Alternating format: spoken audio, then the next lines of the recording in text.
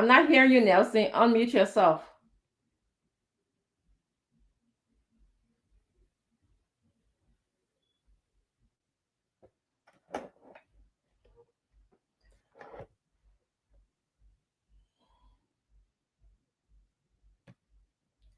Nelson, you have to unmute yourself.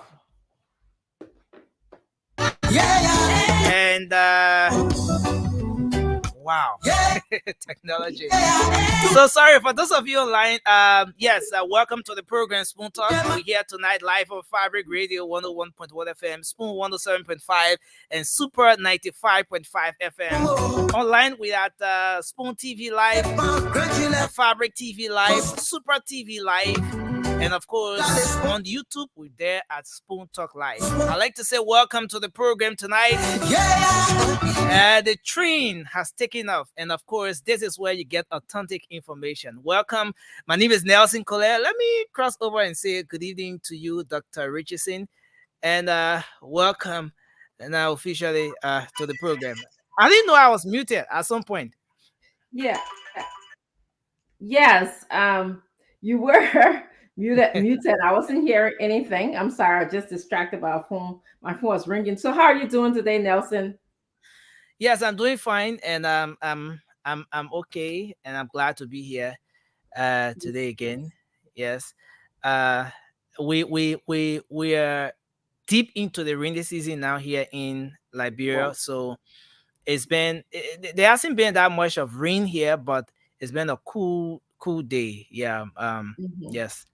Do you, So do you what is- do you like it? I mean, considering that, do you like the cooler days or you like oh the yeah, oh yeah, sure, because like that you don't get to worry about the too much heat hmm and yeah, so and there isn't it isn't that much cold to a point where you will see people with the thick jackets and everything, but it's just a great day, and the weather is just that cool today. That's But good. yesterday there was a little bit of rain. Yes, a little bit of rain yesterday, hmm but it's That's it's a good. bit different today. Well, as you know, we are in the summer season here, and it's been just wonderful. I like it hot. I don't do well in the winter. No matter how long I've been in this country, I just can't not stand the winter season. So it was just great. I ran out for a second. I went to the grocery store today, and I mean, I just when I walked out, I just really enjoyed the heat. It was just like, oh, a breath of fresh air. You got heat. So Wow. so yeah, it's just really great when we turn into this summer instead of the winter. But I want to join you to welcome everyone to Spoon Talk. This is your program. This is the program where you're going to come and hear different information, diverse opinions on matters that are relating to Liberia. So we ask you to join us. Participate and share the show as well. Talk to somebody about what's going on in our country or what you heard on Spoon.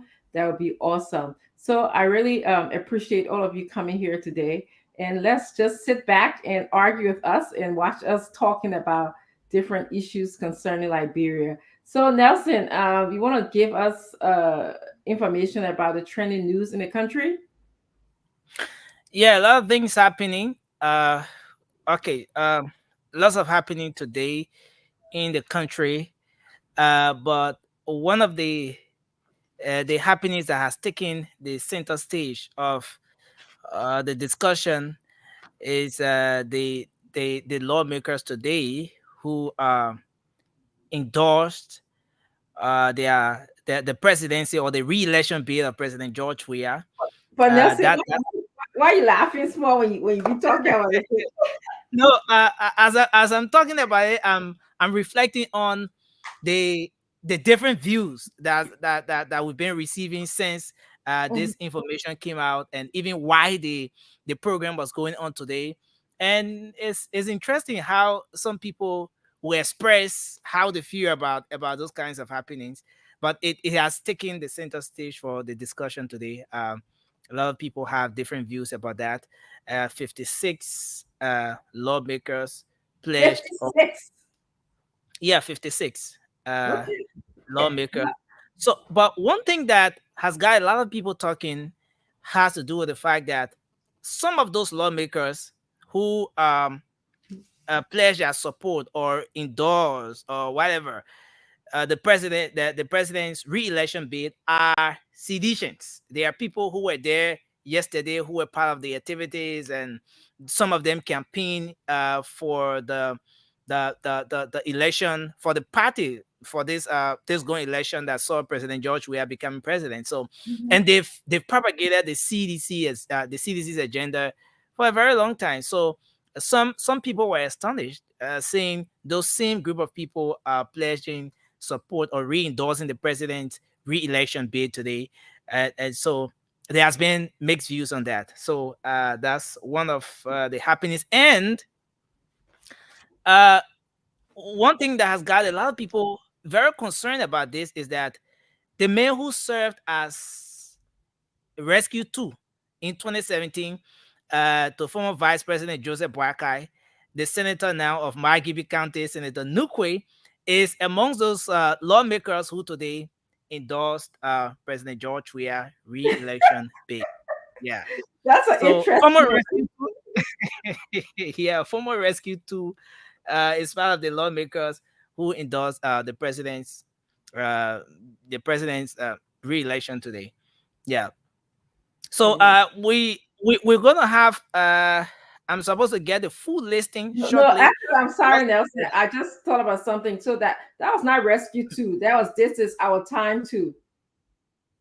Okay, oh, okay. So in 2017, that was the so this is our Sorry, I just had to say that. time. This was our time 2. Yeah, this was our time 1, and this is our time 2. Yeah. So the man he was part of the lawmakers today, and he pledged his support. So a lot of people are concerned about different aspects of it, which the team will further elaborate on later. Yeah, so Absolutely. that's one of the happenings. Mhm. And on the flip side, the political leader of the Liberian People's Party, Councillor Tiawan Gonglo, Mhm. has alarmed on the increase of illicit drugs in the country, and he's blaming the government for such. Over the time, the issue of drugs has become a major discussion in the country. Lots of families across the country have either a son, a daughter, a relative, or someone somehow connected to someone who's a victim of drug abuse. And a lot of time we've done some of the interviews, or we've watched some of the interviews where even the guys who are in the habit, addicted to this thing, they will say that, oh, it's a terrible thing. We're not even encouraging people who are thinking of getting into it to ever get involved, because it is, when you get addicted, it's difficult to leave. But Councillor Tiawan Gonglo says the government is responsible for this, and so he's he was now promising the people that when he becomes president of the country, something very strong will be done to address the issue of drug abuse in the country. Now, on the flip side, we are getting report that the depth court at the Temple of Justice ordered the closure of the National Transit Authority due to its failure to pay debts, or a debt of over 1 million United States dollars. So those are just a few of the happenings I just thought to So, chip in. hold Now, on, let me just. So, what's that? You said the National Transport transit, Authority? yeah, Okay. I just want to check that out a little bit. That's interesting. Didn't I hear that that agency was making a lot of money for the government? Or yeah, it's making a lot of money actually, because they provide national transportation, like mhm. like Is the that under Wulu? Is that the agency that is under Sam Wulu? it's not under Sam Bulu is the Ministry of Trans- Transport. Yeah, yes. but the National Transit Authority is headed by Herbert Macaulay. He Okay. is yeah. Okay. Yes, I remember a few maybe a couple of months or maybe last year there was this, they went on strike, right? Didn't employees went on Yeah, strike saying that? Okay. yeah, Yeah. yeah, Okay. sure. So okay. Okay. Yes, that's the National Transit Authority. Mhm. So, on the flip side, there is this situation where the an aspirant in Grand Crew County is threatening a lawsuit against the National Elections Commission. Mm, Yes, and the reason for that is, according to him, he's he's he's he's going to sue the National Elections Commission due to uh, the institution's failure to provide an opportunity for some Liberians to get for denying some Liberians the opportunity to register in the just ended of a biometric voter registration exercise. So for mm. Robert is saying that he is going to sue the National Elections Commission. Um, yes, so he's an aspirant in Grand Creek County. He's threatening a lawsuit against NEC. Yeah. Yeah, I heard that a lot of people didn't get the opportunity to register because maybe when they went to a site, the site was closed, or they ran out of materials, or the line was just too long, and when it came back, nobody was there to help them. So especially outside of Monrovia, so I did hear those complaints from people who went to register. So let's see how his case go. Yeah, a lot of people raised concerns about that. I remember even former Vice President Joseph Boakai is one person who was calling for an extension in the time. Mhm. But just within that time, the next chairperson had an interview on the Voice of America when she said that they were not considering any extension in the time, which they did. Mhm. There were lots of people calling for that, but it didn't happen, and so Mhm. those people didn't get to register. Yeah. Yeah, actually, when I went to register, the first place I went to, they had ran out of ink or something, and then when I went back, Wow, uh, out of ink.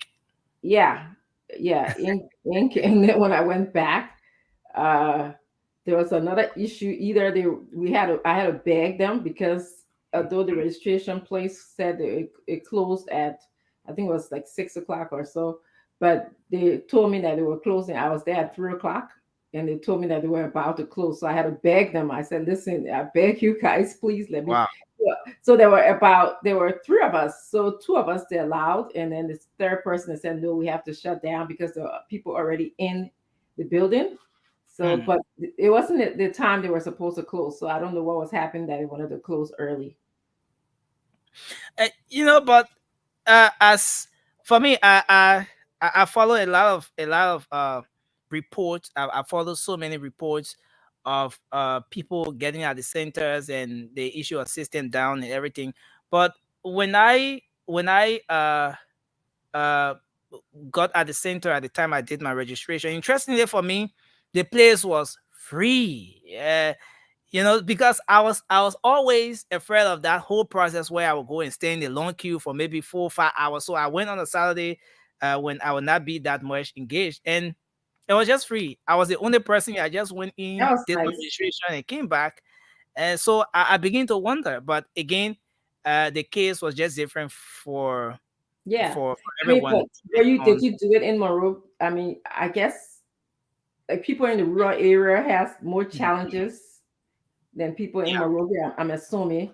So maybe if it was easy to run for ink if you didn't have ink to the headquarters, but I Mm. don't know if the people in rural areas, if they needed ink or more papers, if it was readily available to them. So I don't know, but I just know. I mean, I'm thankful for the two.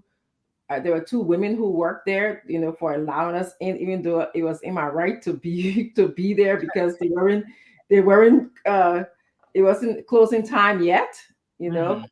But I'm just thankful they were able to, allow me to get registered.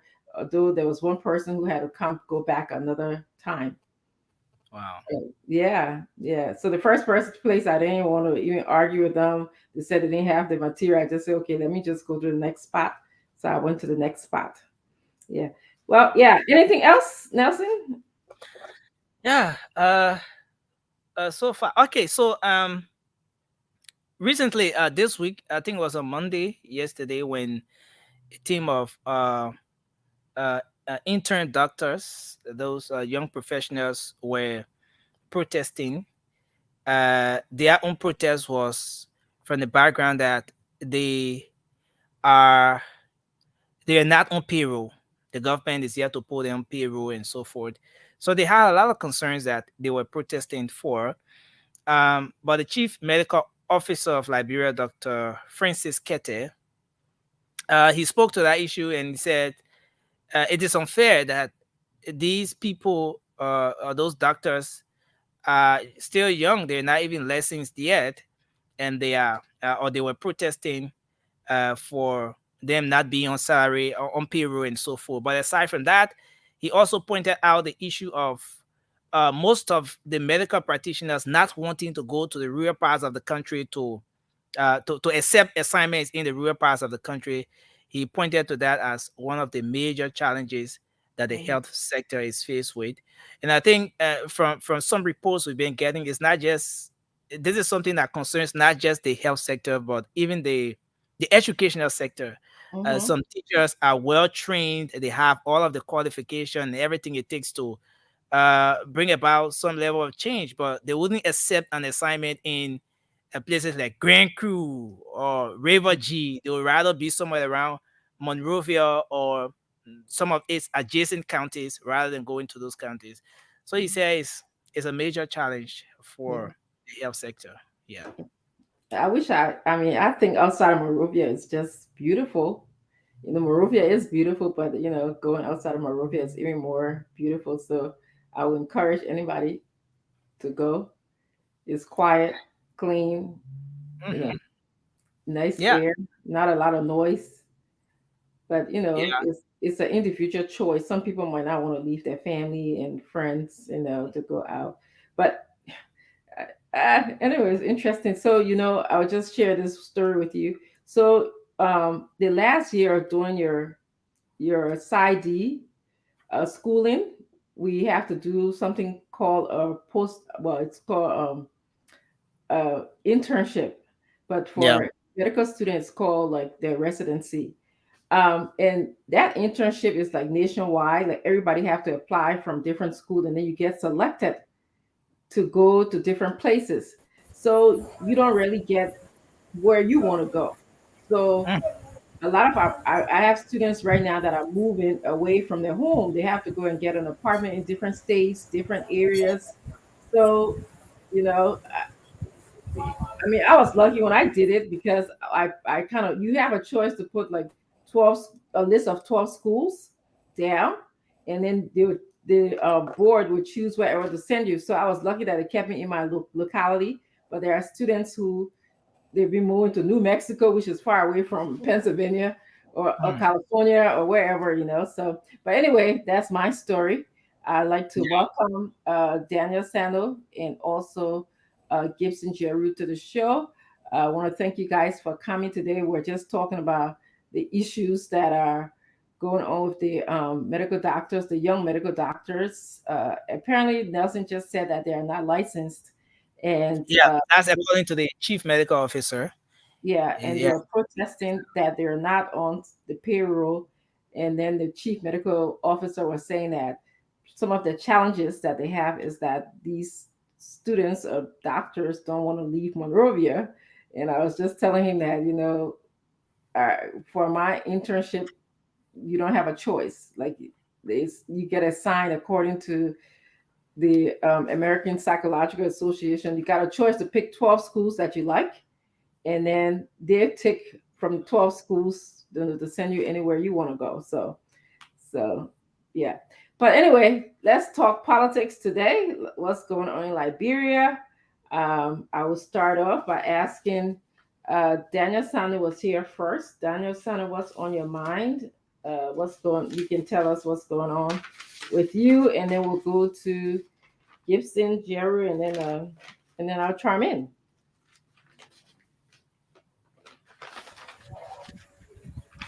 Thank you. Thank you for having me today. It's good to be here. Mhm.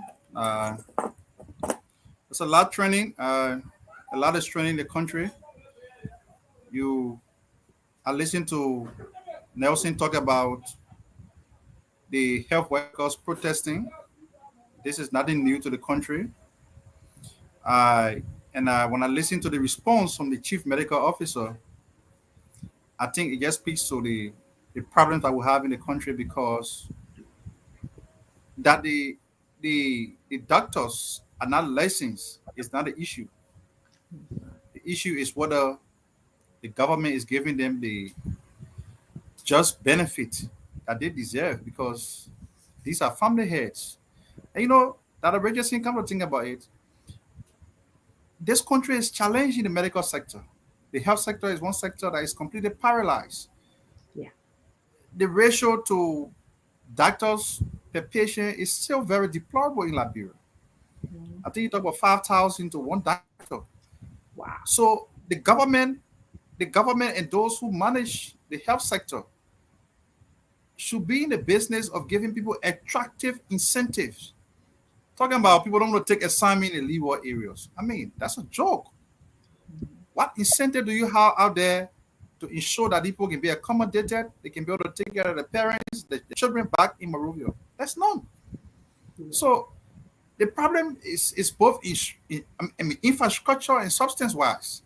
You're not paying the man, you're not providing him with the attractive, you know, in sociology, there's something called there are factors that influence urban to rural migration.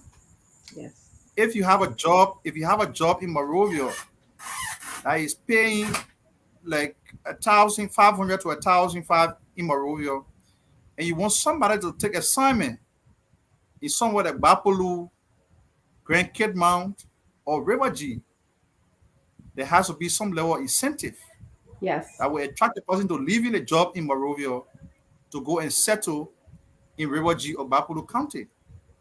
As far as we know, there's nothing of that sort. So, I mean, I think he missed the mark because his initial response to the protest it's not encouraging at all. It is not about people not being licensed. Once they go to school, they graduated, they are qualified. Of course, to be licensed is a process. But what we should be able to speak to is whether the government is in the position to give them that just benefit. Because when people go to work in the morning, burn the gasoline, they use transportation, they expect something, and at the end of the month. So I think they have to look into it properly to Mhm. be able to address it. I mean, responsibly. And not to say that the people are not listening. They're not listening doesn't mean they're not qualified to do the work. Yeah. Yeah. Thank The you. next thing, okay, all right. Yeah, yeah, thank you. Sana, I tend to agree with you that because when I was reading what the medical personnel was saying, I was like, this doesn't correspond to the cries of the medical students. They're asking to be paid, and yeah, you hear talking about going into the rural areas and about their license. So his response didn't correspond to their need. Yes, incentive is needed. When I talked about them sending PsyD students, psychology clinical doctoral students out of the state, we get paid for that. We get paid for it. So it wasn't something that was just free. Okay. So I forgot to add that part. And Okay. So just before you even go ahead to the next panelist, this problem goes far beyond the doctors. It's happening in the police because that's why you see most of the police officers are not even taking the assignment. it's Okay, paid. because if you assign a police officer to Grand Crew County, where he's very likely to be cut off from the traffic because most of the police officers are now being reduced to beggars in the traffic, right? It also go down to the teachers. Somebody go to teacher training school in Morovia, and you want a person to go Riverside County to teach there. What incentive do you have? Amen. So it's a Yeah, problem and everywhere. also another incentive, we get our health insurance paid for. So it was health insurance. It was also salary. It wasn't as big as when you get your license, but you get paid. Mr. Gibson Jr., what's on your mind today? You mute out. I want to come back to the issue we discussed yesterday when I left and I began to think about it, which has to do with the Unity Party rent, I begin to wonder. I begin to think about the words that were spoken by the Unity Party representative on this panel, and I think it is so bad. It is so bad. Realize it's so bad that what we are even hearing is because Unity Party is unable to pay their rent because Medina Uri is no longer footing the bills.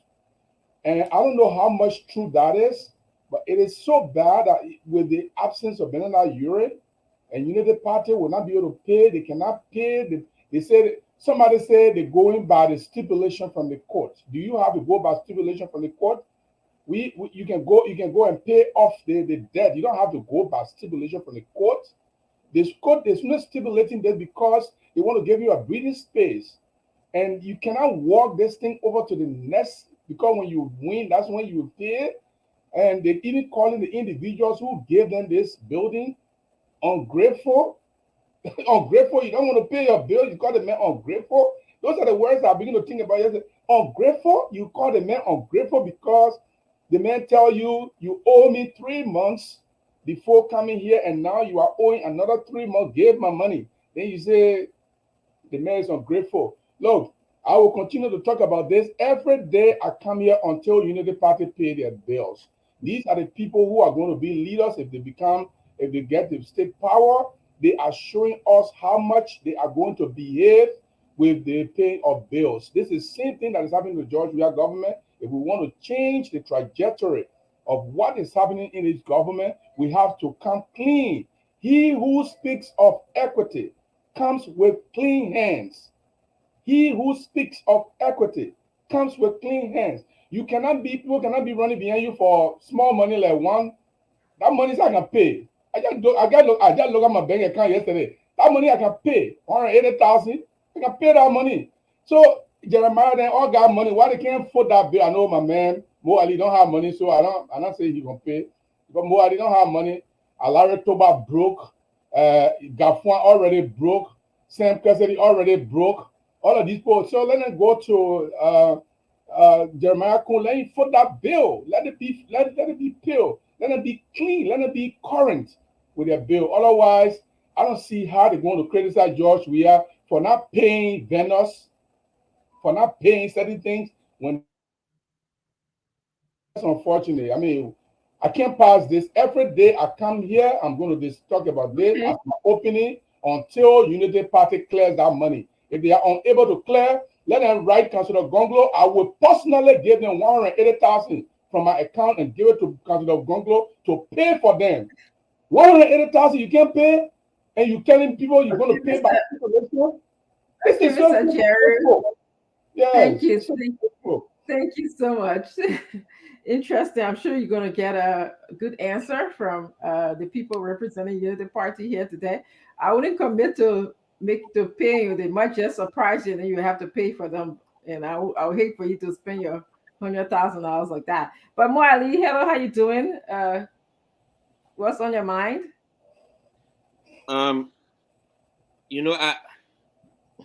Gibson Jeru will never disappoint, and when you set a trap for the guy, he falls right into it. I anticipated that he would have spoken about this particular issue. As people say, don't respond to him, I will respond to him. Good.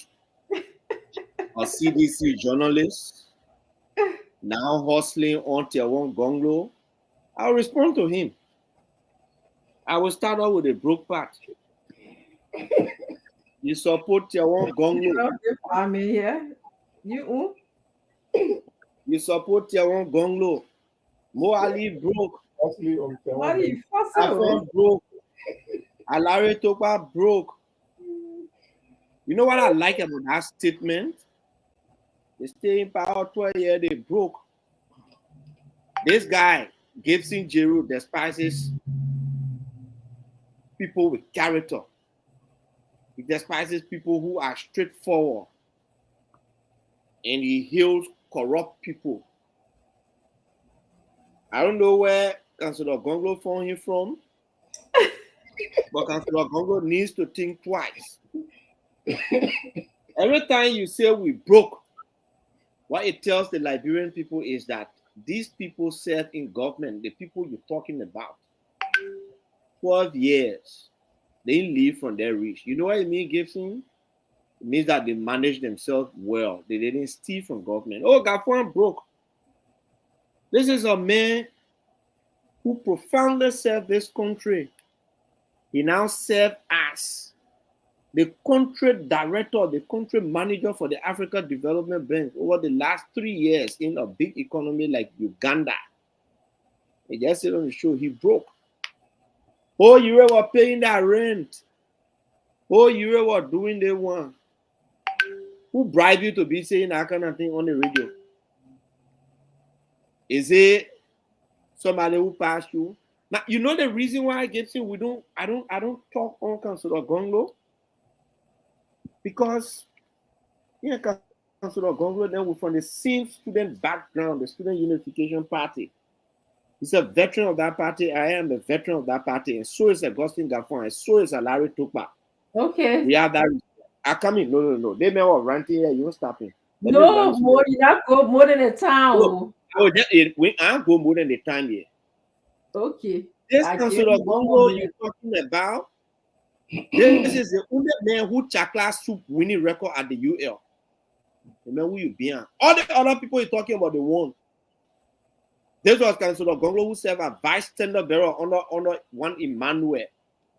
When Kwame Clement and what he named, the late Abdullah Tunis whipped them in 1981. That's the only tinted record that Soup had. Okay, I mean, he has no record of winning. When it comes to rent, he said, has never spent a dime on United Party. I challenge you and the person who's saying that the day you show anything that Mr. Ben and I, you will spend a nickel on UP, I will resign and join you. And we don't need a dime from him. So the person who giving you that news, go by and tell them, we took care of our bills, we will take care of our bills, and we will do so according to law because we are law-abiding people. I know, yeah. 5 minutes, not going to be as fast as you, Mo. Can I make a submission? I'm sorry, I was going to go. You want to make a suggestion? Mr. Gibson, Jerry. I want to make a submission. I just want to make a submission to the issue that was raised by Gibson. It's an open hold on, please. I'll mute you all. Okay. Just wait. I'm going to go to Stanton. He just came in to find out what's on his mind. And then, Sandra, I'm going to come back to you and you can tell us your suggestion, okay? Okay, go ahead. Thank you very much, Dr. Richardson. I think, Sandra, you got feedback from your end. Once we're not speaking, let's try to mute ourselves. And indeed, Dr. Richardson, thank you that you will keep Mr. Gibson Jerry in check. You're always interrupting everyone on the show.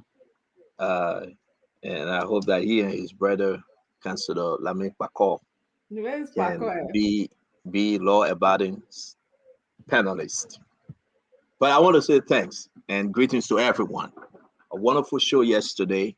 And here we are again to have a wonderful, wonderful conversation. What a day. A bright, sunny day. You have the runaway Daniel Sano. You feel like you go, you come back. Then you can get everybody hard time. But that's okay. I'm telling you. A lot of stuff is happening, folks. Look at the outline. The rest price is going up, and we are beating on Tewon Gonglo and Joseph Boakai. Who caused the rest prices to go up? CDC. Gas prices is high. Road fund problem that the lawmakers try to put people and hold them accountable. You know, you're going to beat on Joseph Boakai or beat on opposition or beat on Tewon Gonglo. When the elephant in the room, George Manor, we are saying today at the program he will be a one-term president. He said it right today. He said it at the program. So at least he's confessing. At least when we say the man tired, people will not blame us. Guys, please, please, please, please, please, please, please. There should be nowhere on earth opposition fight opposition. The fight is against It's a Liberian people versus George Manuel Weah. Say what you want to say, UPO on the mansion, the headquarters. Say what you want to say, Tewon Gonglo is a poor man lawyer. He will not win. Say what you want to say, Mr. Cummings have no experience when it comes to leadership in Liberia. But who the cause the Liberian people are suffering today? Is that Mr. Cummings? Is that Tewon Gonglo? Is that Joseph Yima Boaka? Who the cause? The reason why the Liberian men and women and children going to bed hungry is because of CDC. The reason why the children have no schools, sit on the ground to learn ABC, is because of George Manuel Weah and the field leadership of Samuel Twe. That's the only reason.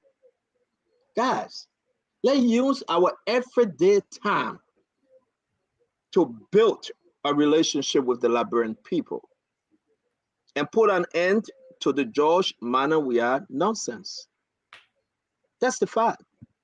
Disagree with Yombi Kanga Lawrence, disagree with Senator DeLong, disagree with Prince Yedu Johnson, Jeremiah Kuhn, but why that 11 years old, 9 years old Selden killing between cars? Why?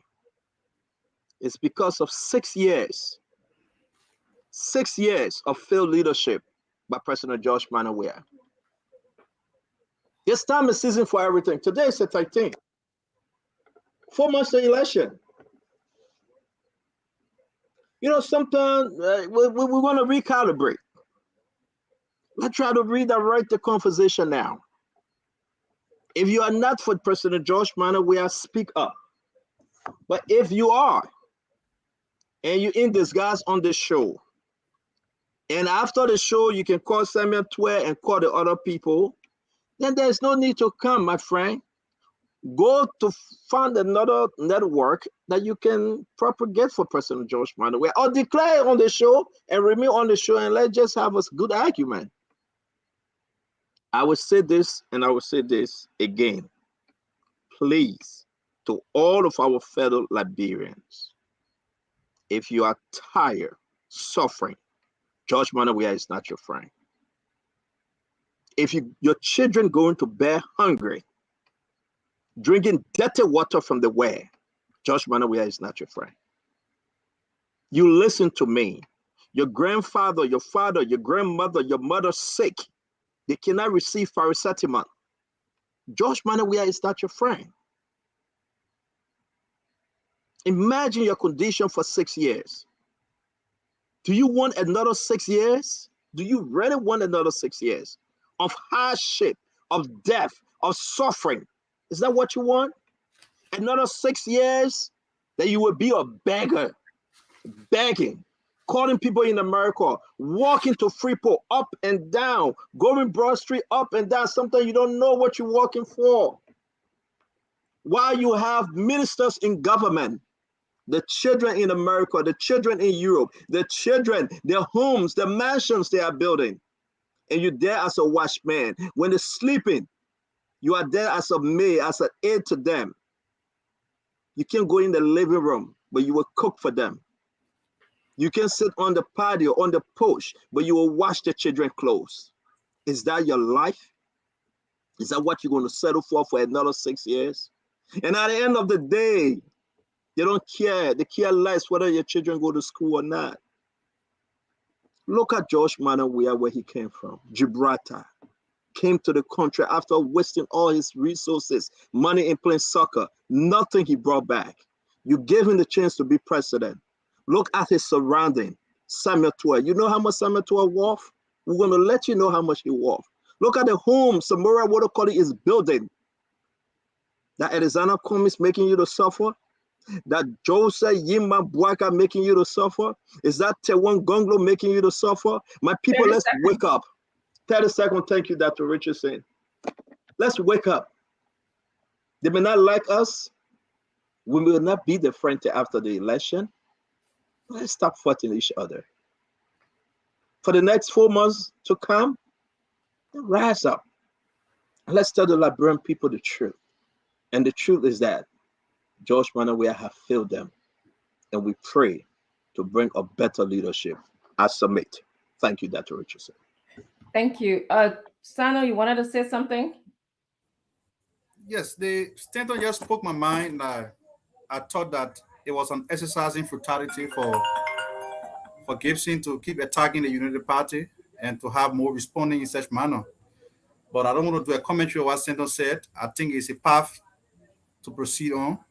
We have a common enemy, and that enemy is George Weah. We should not waste our time attacking each other in opposition, because I say so to mean that Councillor Gonglo is too good for me to doubt his ability to support Joseph Boakai in the second round of the election. I know what he has stood for. I know he's a man of principle. So I got no business attacking him. So those who speak for him should not put him in harm's way to compel someone else to respond to him. No. So, I mean, I like what Senator said, and I hope we can proceed on our course. Thank you. Okay, thank you. We're going to talk about the endorsement today of 40 lawmakers for Weah's re-election bid. So that is our first topic for today.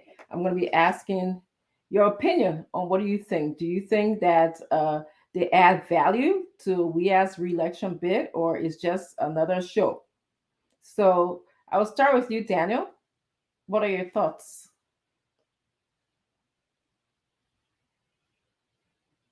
My position on this endorsement comes from the backdrop that I have always argued that the CDC has enjoyed dominance on Capitol Hill in both houses, the House of Representatives and the Senate.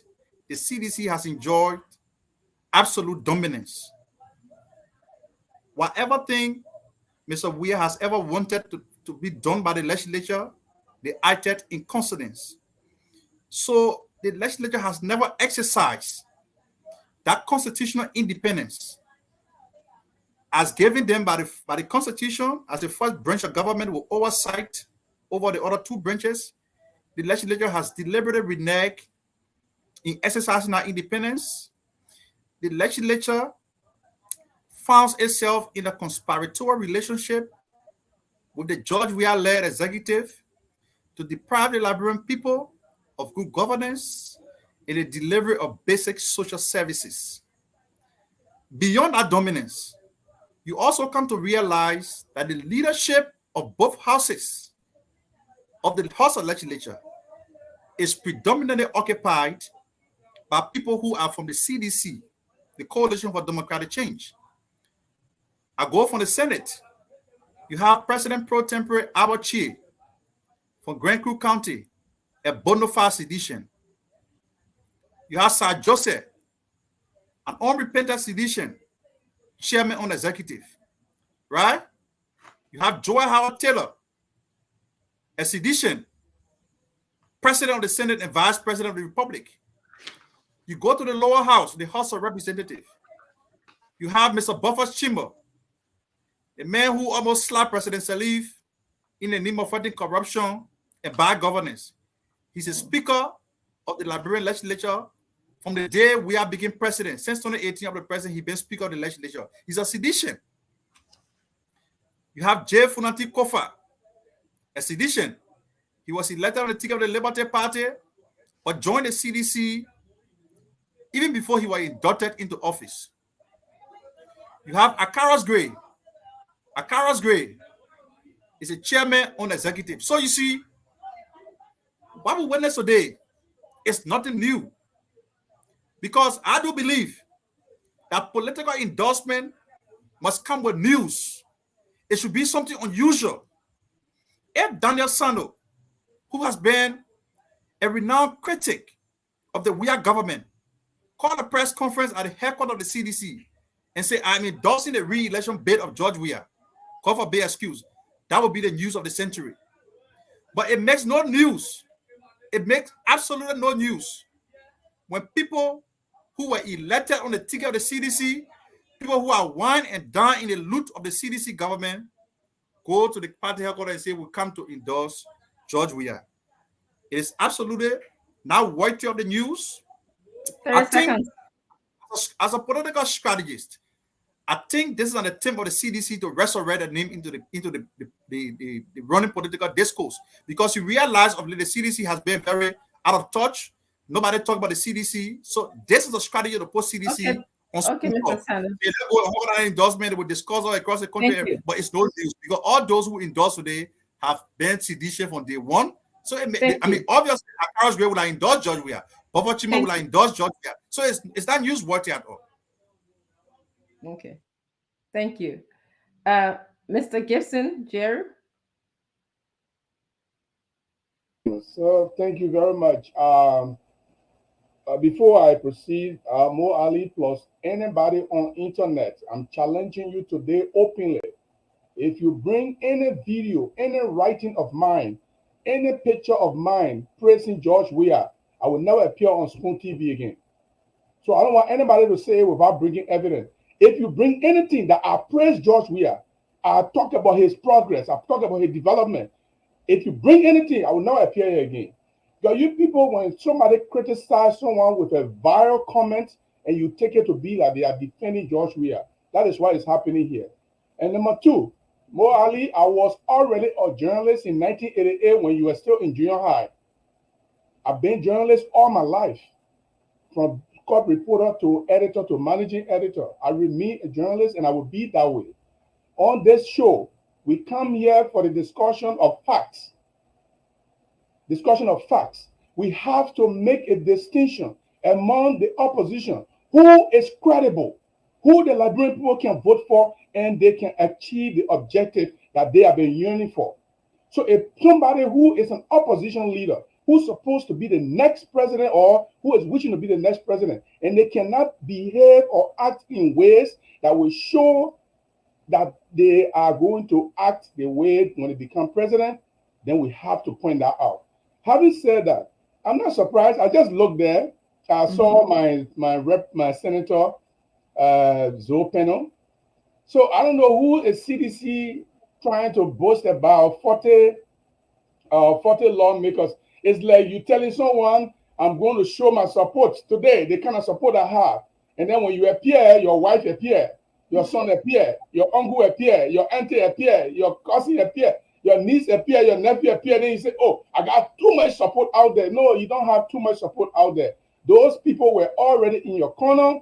Those people who are kissing up to you, they have no better idea for them to change the trajectory of the politics in Liberia. They cannot offer George Weah any new idea. These are the same people he has been mingling with. These are the same people he's been talking to. These are the same people who have been giving him bad advice. These are the same people who have been passing bad bills and voting for bad bills. So it doesn't make any sense for somebody to boast about it. It's nothing. That's what I said yesterday. It's just fakir, you know. I don't know how they even going to boost their own morale with 40 lawmakers, people who we already know don't mean much for the Liberian people. People we already know that are in your corner. They go to Jamaica with you to smoke weed, and then you say no, this is not anything. It's not going to change the wild wind. It's not going to change the wild wind that they're going to sweep George Weah and his elements and every footprint of his out of government power. And if any opposition member becomes president or is in the runner, let me guarantee you, Councillor Gonglo will wholeheartedly support any opposition that goes against George Weah. And I hope some of you will also do that also, because Councillor Gonglo is going to serve as the best president who will prosecute all the corrupt ministers. And one thing he said, and I want you guys to take note of this. In one of our 10 points, 30 seconds. Yeah, 30 seconds. In one of our 10 points, Councillor Gonglo has vowed in his administration to erase that president, and you commit any crime, you cannot be prosecuted after your term. He's going to remove that so that any future president will be answerable to the laws of Liberia. Thank you, Mr. Chair. Okay, Mo Ali, we're going to go to you. Your thoughts on the senators endorsing the re-election bid of George Weah. What are your thoughts about that? It's me, right? Yes. What do you have to add to that conversation? You know, Yeah, before I come to the conversation, every time Gibson speaks, I will respond to him. I'm not going to leave him unchecked. I have known Gibson Giroux longer than he thinks. I know him when he was writing newspapers and he was living on Clay Street. By then, I was living on UN Drive. I'm not And gonna I know make a that. show about you Gibson to deal. Let me just tell you that right now. I know that when you're talking, you can't tell him say you're going to make a show about. Don't force me to tell you for Table Content. I'm from Table Content. Let me respond. Not force me, man. You gotta speak Table Content running through us. So Let me respond. When Gibson is talking, you gave me all of the time to talk. you own the Atchington in me. I will push on fire. Only one will push on fire. They make talk. Even I the know radio Gibson station all Giroux. caught up. You told them If put it Gibson back on. Giroux So, but sits guys, here, I beg you 1 minute. I beg you guys, What are you please, begging us 1 minute, for? 1 minute. Dr. Richardson is moderating. Dr. Richardson, We just don't say flag them. Just flag them when the time is up. They can go off, but once the time is over, don't give them extra 30 seconds. Just okay. flag So them let's back. go 30 seconds and pass on top of A2. Then it will Okay, start from here myself. let's protect more of you are speaking I because know I Gibson don't want Giroux nobody to when accuse he me of Protect not him. Let him protecting him. pass over his time to Jared Gibson. Protect him. I know Gibson Giroux You when he just lived say on whatever. Clay Street. And by that, he knows that I know that he has been a long-term supporter of the CDC. In fact, we used to call Gibson Giroux the CDC journalist. Stephen Johnson, myself, with many other guys when we were on Ken Johnson Road and UN Drive. So it's no secret.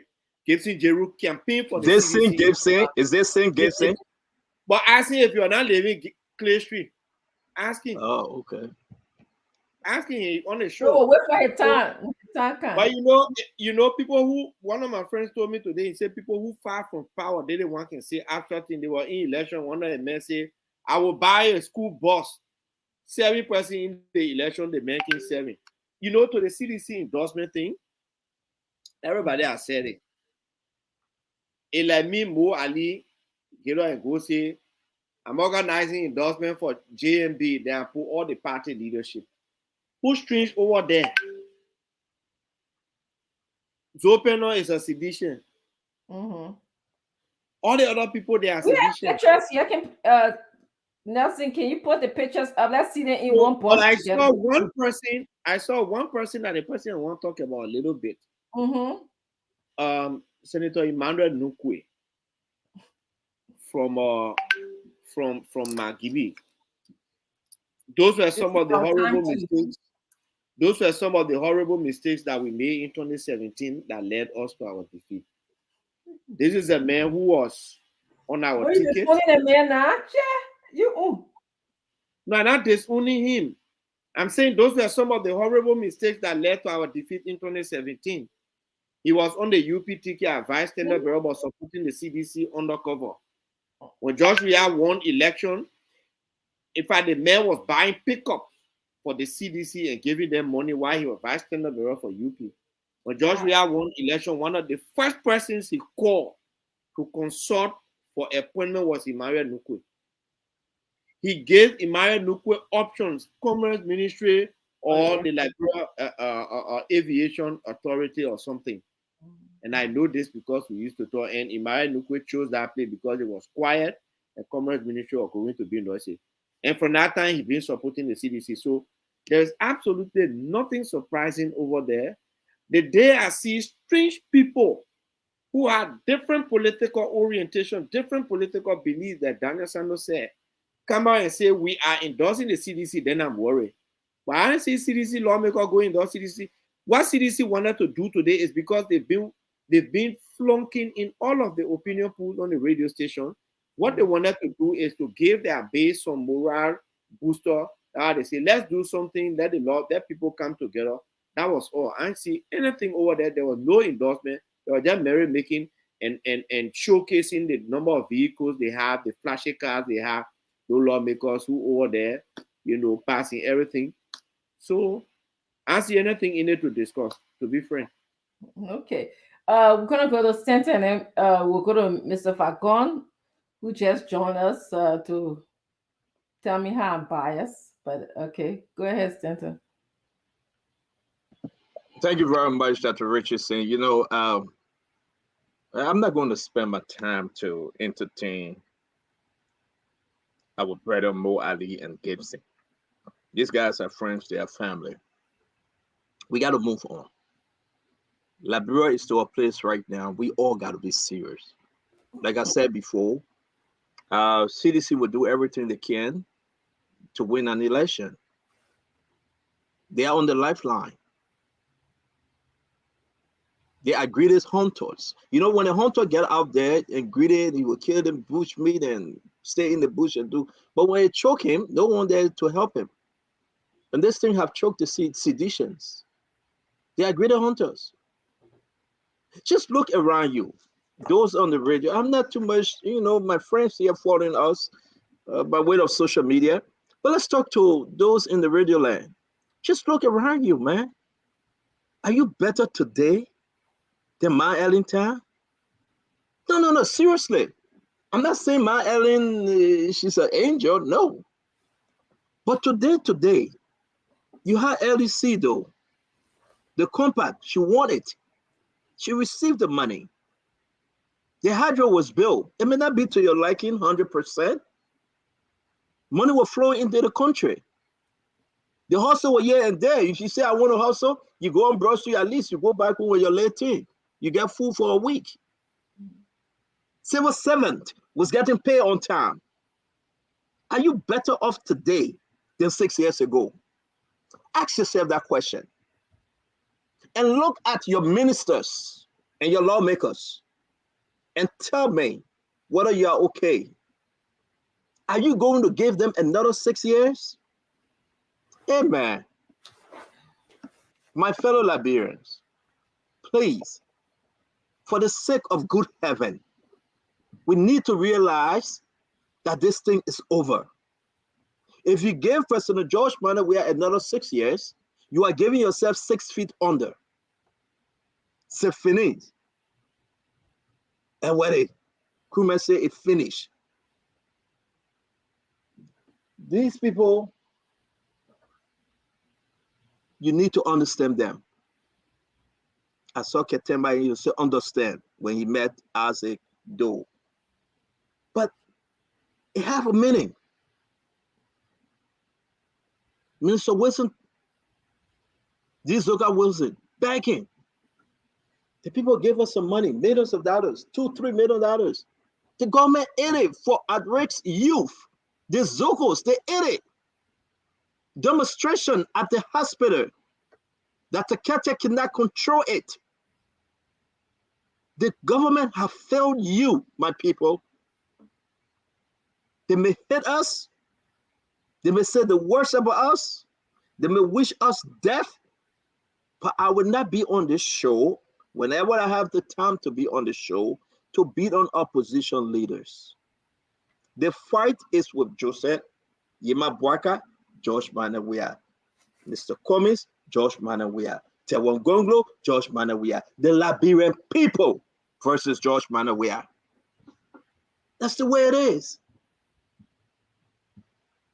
I cannot add 6 more years to my life and see our fellow Liberians go down in the drain. Enough is enough. We may laugh, we may joke, we may gossip, we may talk in the corner, but when it comes to Liberia, my fellow Liberian, rise up to the occasion. If you are in bed, in the darkness, you want to be sedition, be sedition. You think your left is better, you want to support George Manawiya, support him. But give the majority of the Liberian people the chance that they can understand. You got family in America though. You can travel to America at your own free will. It's okay. You got money to eat, $100, $200 is fine. Send me 12 pin, you guys, 500, 1,000 because you pushing for the government. But give the Liberian people the chance. 30 seconds. Thank you. Give the Liberian people the chance. You reach out to Samuel Twain, he gave you $2,000 every month. He gave you $1,500 every month. That's what you settle for. This same George Manawiya, I promise you, and he failed you. What different? Our people are suffering, folks. Let's stop attacking each other. The elephant in the room is the greedy hunter. The greedy hunter, that President George Manneh, where everything should be about him. That's what Richardson are begging you. Let me say this. When we met the president in Liberia, everything that was said, it was recorded. I have the clip. Everything that was said was recorded. The president said nothing in the interest of Liberia. Everything he said was about when I was playing football. Everything he said was about when I was this person, when I bought the man, when the man bought me back, when they IE, when we do this one. He said nothing about Liberia. Nothing to elevate the country and bring the country to another place. Nothing. You have met him before. Listen to him. It's all about his clothes. It's all about his cars. It's all about what he can do and what he has never done before. He's in his own la-la land. The president is in his own la-la land. He in that form of utopia that there will be nowhere around him, but he's in the paradise of heaven, that he's the greatest on earth. Why the people dying? Why the children going to bed hungry? Why they begging opposition leaders, please pay our teachers? Why medical students on the street protesting? Amen. And this is the message we need to carry on, because our country is dying. Whatsoever we got left, as much as Samuel 12 would carry to Ivory Coast and build his mansion, Samurai Wolokoli will build his homes in Liberia, and all the ministers then will celebrate themselves and enrich themselves. Still, there's a hope for Liberians. And that little hope we have left, let's be wise and make a smart decision. Thank you very much, Dr. Richardson. All right, thank you. I'm now going to go to Mr. Fagon, and then I want to welcome Mr. Lamin Pakor to the show. Mr. Fagon, do we have pictures of who are at the endorsement ceremony today? I don't know if we have any pictures. I would like for you to speak on that, Mr. Fagon. Like, who do you see in the picture? Because I know you know those guys very well. You can identify them. But if we don't have the pictures, please speak about your thoughts about the ceremony. I mean, I think it's a consensus that it's the same people endorsing the same people. But any other thoughts you have? Well, thank you very much, and good afternoon, gentlemen. And to you, the moderator, our esteemed lady of true virtue, my greetings to you. Thank you. Let me start off with your partner, Stanton. We went there, we got to tell it. All the money Joe we are getting, you bought Salah for him. Where your four-step cheering. What do you expect from there? Oh, God. Yes. Betray the interest of the Liberian people. That end up establishing a platform for him that is now preaching for him. You forgot who you went with. What were you thinking? Now you're talking about the same people today that it does not come as a surprise to you. Because why? They support President we are. There are four people you went where you were eating a salad in a bowl. You didn't know that was Joey Children. You didn't know. Yeah, today they can't even get you a chance to breathe. It's not coming for you. Who's the number come for? That's not for. Let's talk about the endorsement. I pick you. No, wait. See. This is why the people love the show. Okay, go ahead. And I get him one-on-one. How much he paid for that salad? That day he was talking. Because you bought Salah for the man to tell you about the Adora contract. What? You don't even know about the Adora contract. Gibson know about it. Mo Ali know about it. You don't know about the Adora contract. But they were saying that they enjoyed the Adora contract while the rest, the 11 million, were gone. But all he thought, he was sitting down with professional people who travel with him. But he didn't know that was Joey cheering. That's my business in that one. Let me come out to Gibson Jerry say, always been a journalist. What kind of journalist you see will call Joseph Boaga ingrate? Then he called the man ungrateful. Then he look at all and call all of us an article of no commercial value in politics by saying with this and that. Then he say he part of the opposition. I yell at me, yo. But like I'm at the topic. That's why the people love the show. We entertain, we enlighten, we educate. We make them feel like it's their platform and we are normal day people. Mhm. But they told you it was going to be 40 lawmakers. Mhm. They just posted that they got 54 lawmakers now. Yeah, I saw that. But like you can be spying, you can just be asking a question, Jeff, to answer the CD, you know. But I will speak to this though. Mhm. What you saw today, what you needed to have looked at was the body language. When I happy and I sit down to endorse, you will know, you will feel it. Mhm. Nobody got to I'm tell asking you for the pictures, man. Yeah, man. that Stanton got all the pictures, including a video. Why you say that, Smith? Just call Diamond. Diamond is in the back. He producing. I sent it to Stanton because Stanton called it here today. I wanted for him to speak about it. But anyway, it's okay. Sabu stay shining. Now, at the end of the day, though, me and Stanton were just talking about the thing in the park before we came here. Mm-hmm. You know, you see, when I talk about the June, Dr. Francine, I hope you don't cut me off and let me don't feel bad. The June gives you a specific objective lens of the place compared to what those that are invited will feed you with from right in front of the stage. It gives you a real view from the top.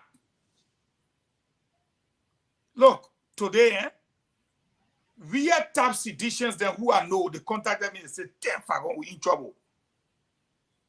Because I said, but why are you in trouble? I said, the people who used to come on their own, and I'm speaking specifically to Lamik Pagoy, the people who used to come on their own and pay their way to go back, they are gone. The people who used to print their own t-shirt or charter their own buses, they are gone. Fagon, our party headquarters, in front of the stage, you know, half of the football field, Fagon all the way to Lone Star Gate and going beyond there on Bonap Beach, or beyond there, people drinking, they doing all kind of things. Fagon, so they happy today. Right away, I told the person I saw it. Dr. Francine, let me tell you what happened today. Mm-hmm.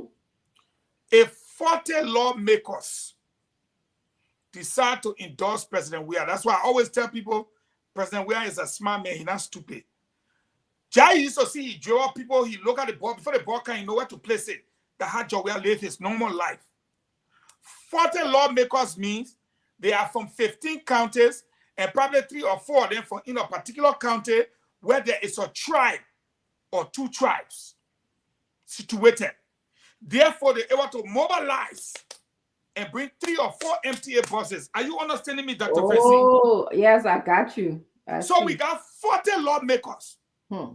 from Grand Jideo, Nimbao, wherever they are 40. Then the crowd appears smaller than. That's where you will know why they call Joe Weah Wizard Dribble. Because the people he saw there, 40 lawmakers in a town of over 1 million people that you call Monrovia. How long you giving Fagon now? Look at jealous. Look at jealous. Hi, Jacob. Let me lay the thing up for the moderator. So he was looking, and the people themselves were sitting there as if to say, and y'all say we're forced to come. Like how you can bring people. 72-hour notice. You just call y'all say, oh, you can let do the endorsement so it can create the momentum for Nima, because that is what happened. I know my people. So right there, most of them were angry. Mm-hmm. Now Joshua had told us this, hey, Dr. Francine, I'm for in the CDC. All the people there, they're not for inside. Mm-hmm. So they became upset, like, you should have given us chance.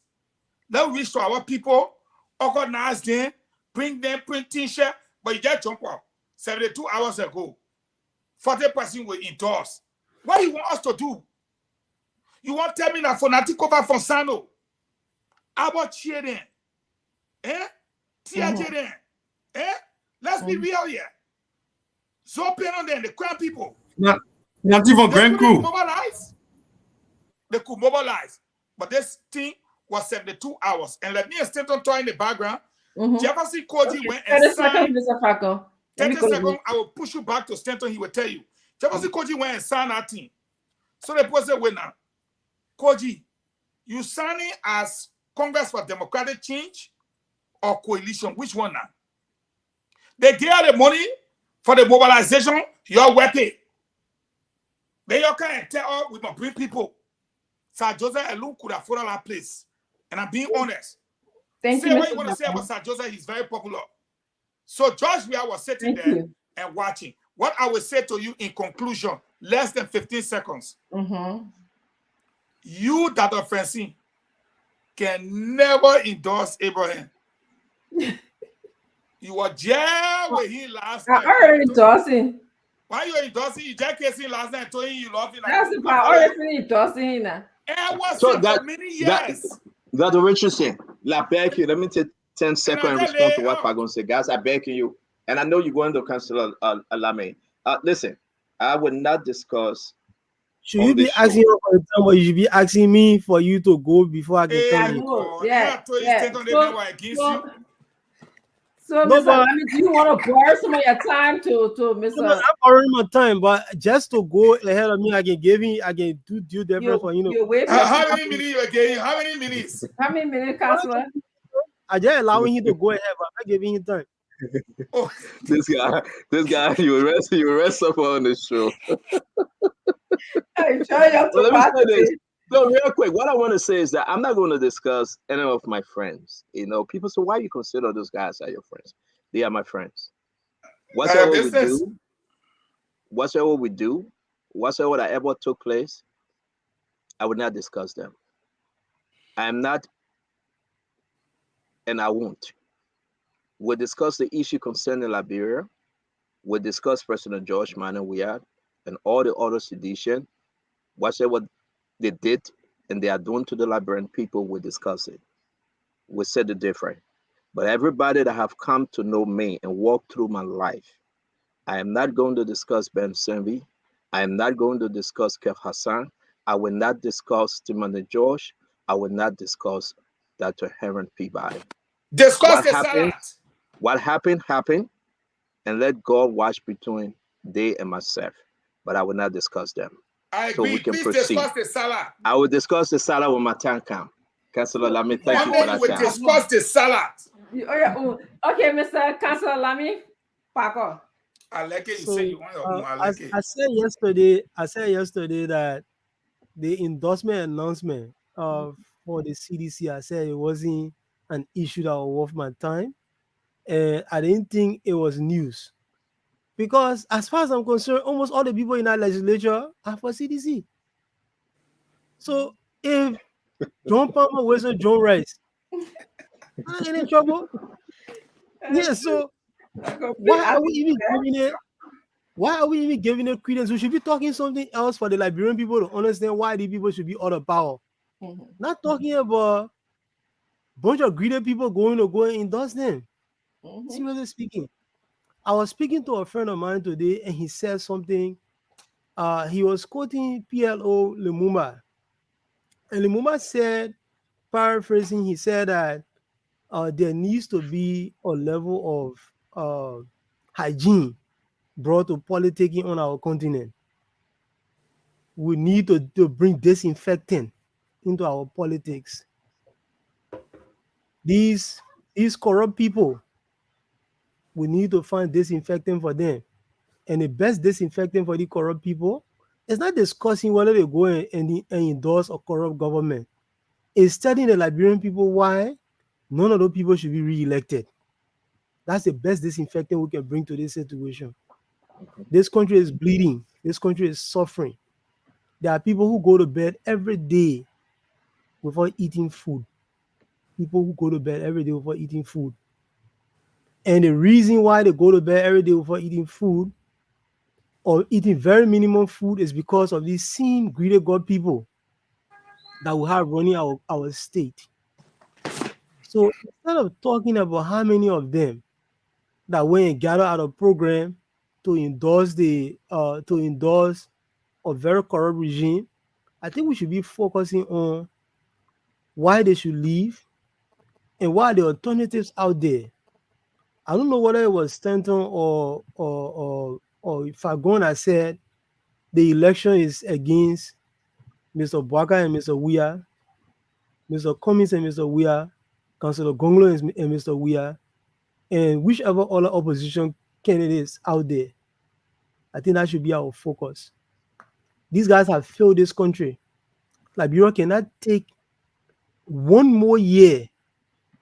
I will even dare say Liberia cannot even take 6 more months of the horror show that we have witnessed over the past 5.5 years.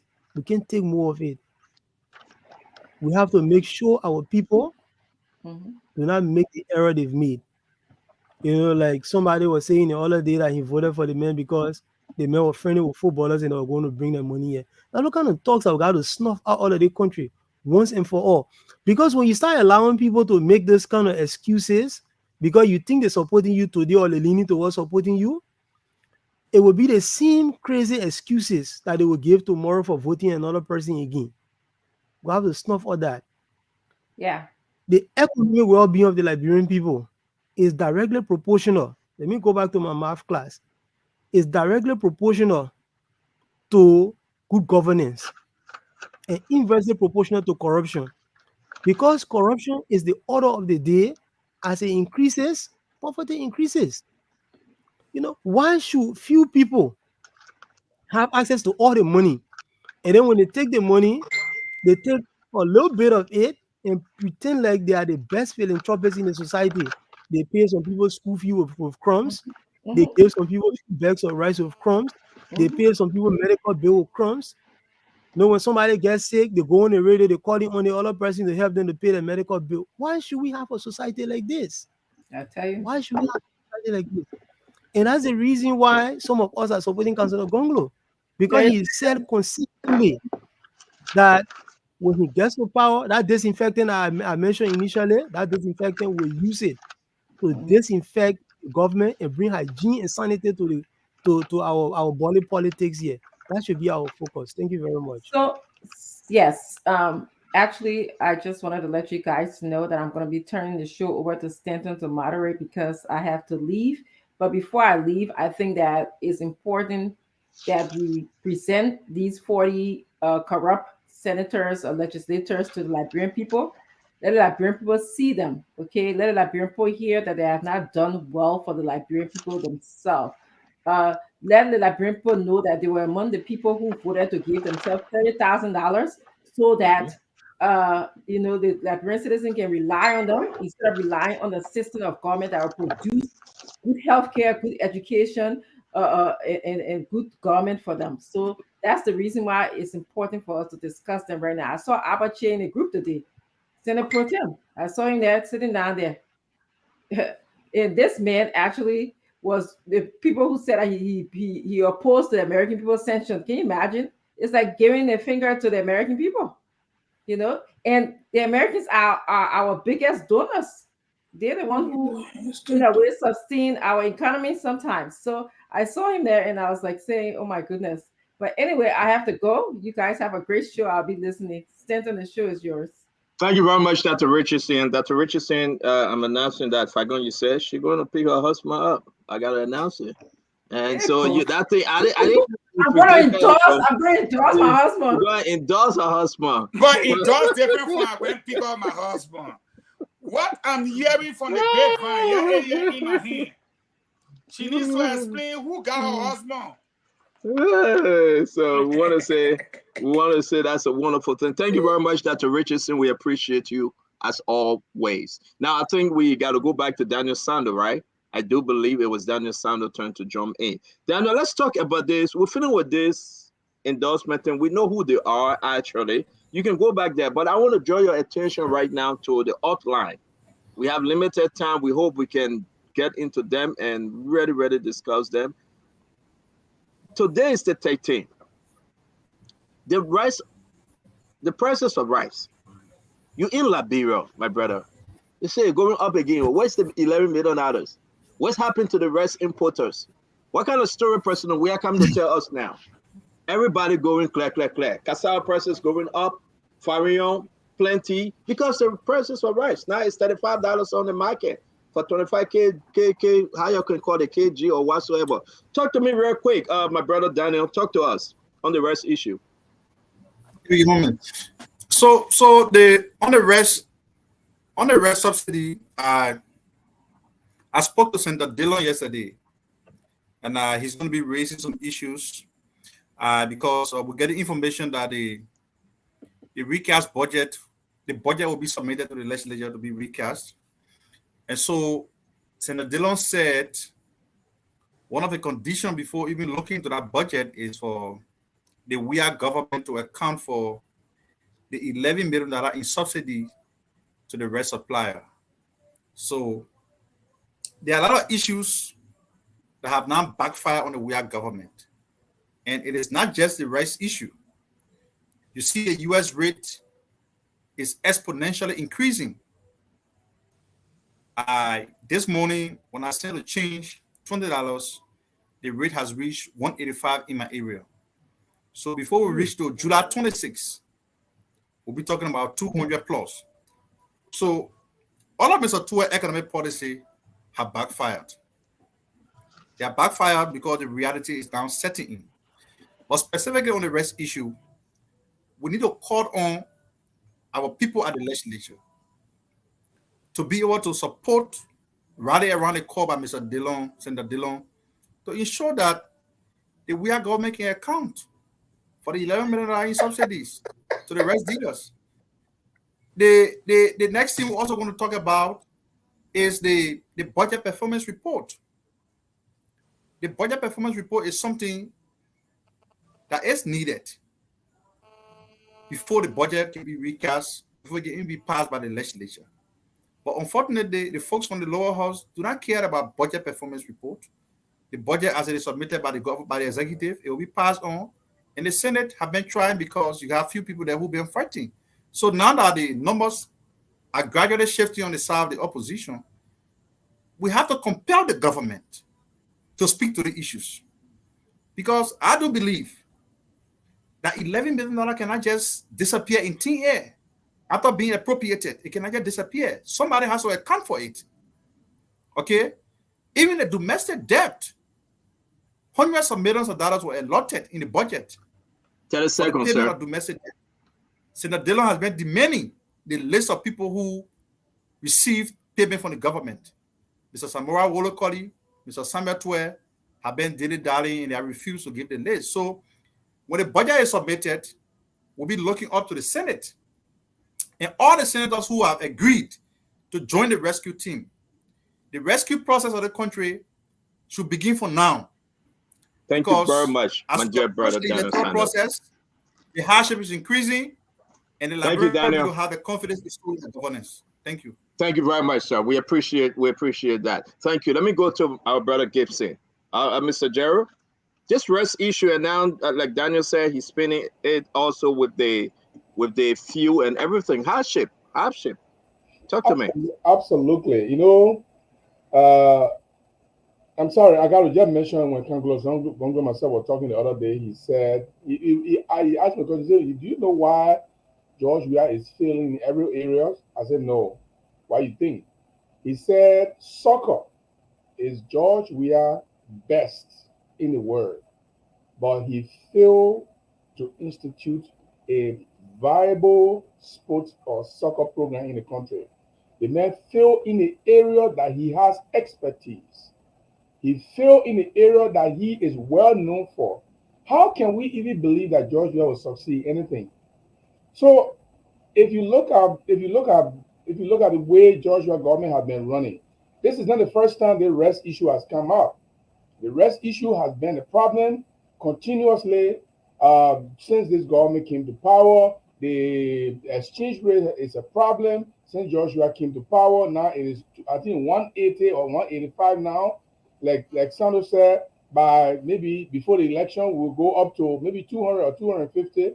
And then they provide cosmetic solution. For example, according to Weanomics, if you want to infuse money into the system, to boost the local currency against the U.S. currency. The best thing to do is to divide it to money exchange in the streets.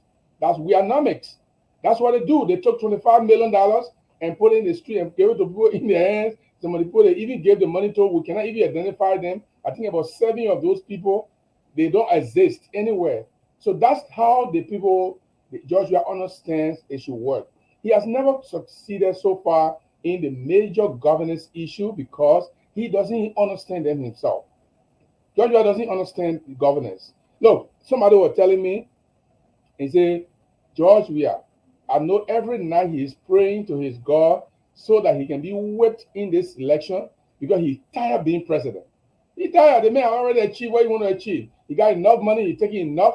So he's not willing to make any changes. He's not willing to look at the major governance issues, the major structural issues, and take a hard decision.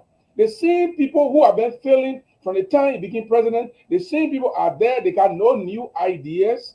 They don't have any way to change around the things that are happening. They don't have any way to make better what is happening wrongly. And that's the problem. You know, the other day I was telling somebody, saying, oh, you know, you're talking about education, Gibson. You say you are interested in education, but George Weah gave free education. Are you kidding me? Free education? Look, free education when everything else is when there are no school, there are no massive support of instructional materials, no massive support of instructors. They still have people who are coming from high school and still teaching people in class and teaching high school students.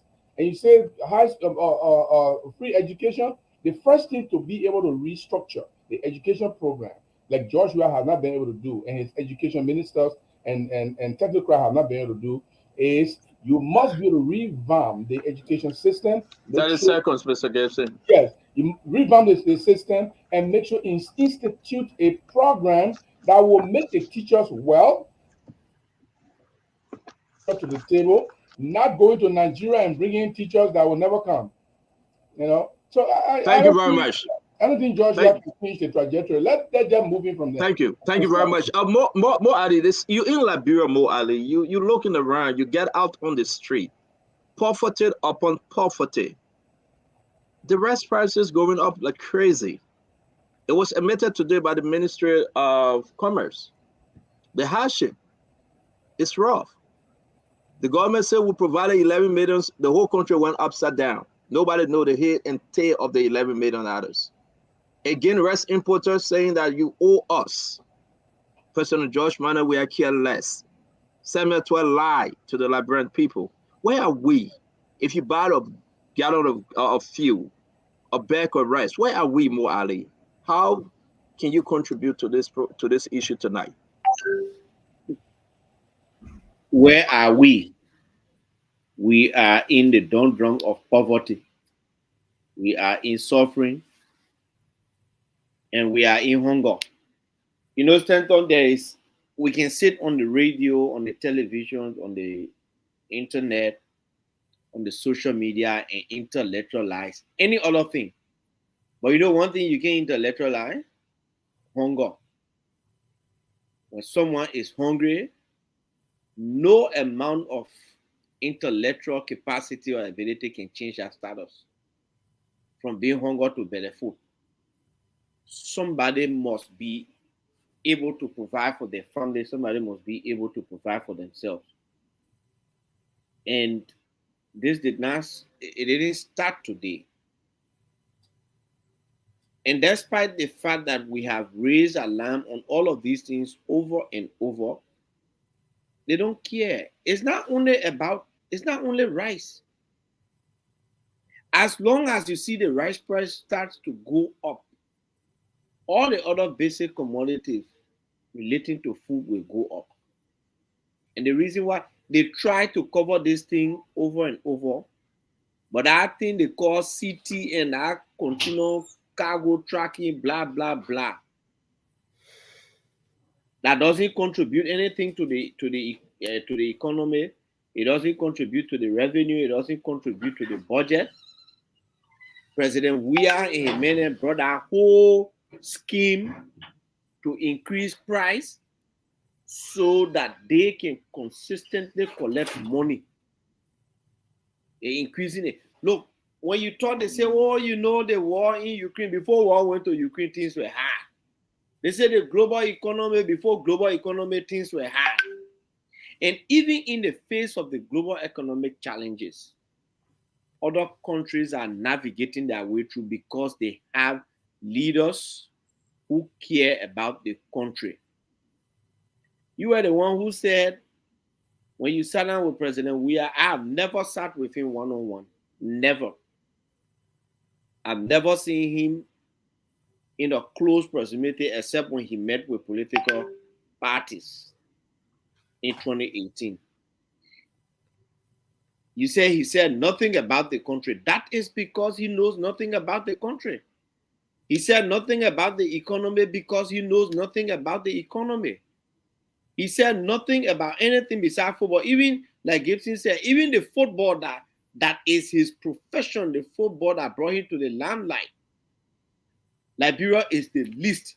All the other presidents who didn't know about football, they went there would try. Ali under President Taylor would try small to reach the World Cup. Under President Seli, we were fighting small.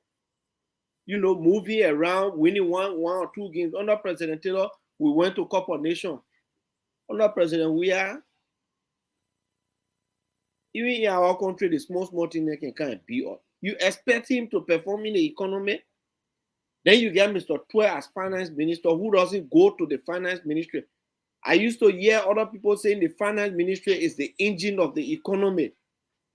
It is the fulcrum on which the economy rotates. The man who controls that ministry does not go to work. People do the civil servant and finance ministry, they just go there, they sit down whole day, in the evening they go home. After 2-3 months, they take that late pay, that 1 month pay, they go sit down. Nothing is happening. And as much as when we say it, they say, oh, you don't want to cause trouble. Everybody knows that food business anywhere can bring trouble. Our own rice. A long-term dictator in Omar al-Bashir was brought down because of bread, B-R-E-A-D. That is the Sudanese. That's their staple food. When bread price went up, the students on the dorm could not afford to buy bread. They started protesting. So your people killed 1 or 2. Everybody joined the street. Omar al-Bashir was deported. So this thing is about the economy, and it is about Mr. Weah not understanding anything about the economy, and Mr. Twe not going to work because probably he doesn't understand how to run the finance ministry. Thank you very much, Mo Ali. But Fagon, you can come in, then we'll go to Councillor Lamine. We hope we just don't reach to that point where demonstration will take place and things will be out of hand. We're tired of civil conflict. But you are right, man. A hungry man is an angry man. And we just pray that for now, within the next 4 months, we can hold on. Just hold your peace and make the sound decision. Fagon. Well, first, let me say, we're talking about the rice issue. We've had this conversation again and again. I don't think it's any different from D. Zoga Wilson standing up and saying, look, last year our partners gave 1 million. We did not see a dime, and it was for the disadvantaged youth, the Zogos. We did not see a penny. This year they gave another 1 million. We did not see a penny. It's not different from Charlene and her group saying my husband was fired from Central Bank because they picked me as vice president. Today I completed our investigation and found it to be totally erroneous. It's a blatant lie. You know, when you get up and say, they will not tell you as VP, I know the people will look at me funny, you decide to leave from there. It's not like most Ali who was transferred way to Bokon Jide inside the door. No, that's different. If you walk away from your job at Central Bank, because of your own fear, then you need to own up to it. It's like my fellow panelist Gibson saying, if you see anything that resemble me supporting this government, I will resign from the platform. Gibson, you can't say that. I myself, who here? Stanton, who over there? Either our utterances or our posts, even Costa, at one point in time, we wrote something that supported the government. It didn't mean we're supporting them holistically or forever. Maybe he did something good. And we say, oh, thank you for doing this. But you say, if I wrote anything, Gibson, right now I got 60. I can put on the screen for you. 60. And I put it on the screen. Books are speech comments are this. I finished. You see the man calling here. Some of them devastating. You will not even know. And again, it's not because of that. I just sent him 5 selective ones that I totally strictly support. Where you call people that said the gas thing. You say you want to see it, I'm gonna send it, I'm gonna put it in the chat room. But man, you finish talking, I beg you. No, finish talking. Finish talking, Fagon, please. What I'm saying to you is, I must say, you can hear the post saying, oh, you are supporting the government. But it is what you stand for now. Not what you did before in 2020. I sent up, I think 5 of the bad ones to Stanton right now. It's different from the whole group I sent him. It's just 5. It was by itself. I just sent it. What I'm saying is this rice issue, for example, $11 million. When $11 million could have made us self-sufficient. Gibson, day before yesterday at Rehab, you and Costa then had a meeting. The Israelis are trying to give us $40 million. But what the government have strategized and decided is that same Costa decided to come in the race. Let's link him to these people so it can be like an NGO working with the government so that this $40 million can be channeled through them. That way, Costa is able to run for the presidency and reduce Gonglo number, reduce Clarence Moneyback number, and reduce JMB number. But all in all of them will share a big piece. And when we go to the second round, we can haul our people then in. I dare them to say that lie. It is not a lie. But again, at one point in time, like somebody told me today, Prophet Key Lake ice cream. Sorry to call her name, but that's the fact. You see here, tune changing. These things will happen. But with credible people like you are rational. You can't tell me they not support the president for press freedom. Kamara Abdullah Kamara. Something that you guys fought for the BO and all. You cannot tell me that you were not happy when the president built FIJA. The building for the female journalists. Thank you. You cannot tell me that. So to sit down and make a clear statement to say, listen, if you see anywhere on Facebook where I supported this government, I will resign. Take it back. You are part of JMB team.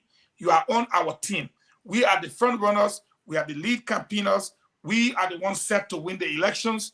We need you on our team. Don't make those kind of statements. Our past is our past. Our future is ahead of us. I respectfully Thank you very much. Let me go to Councillor Lamy Paco, then we'll come to you, Mr. Jeru. Councillor Lamy?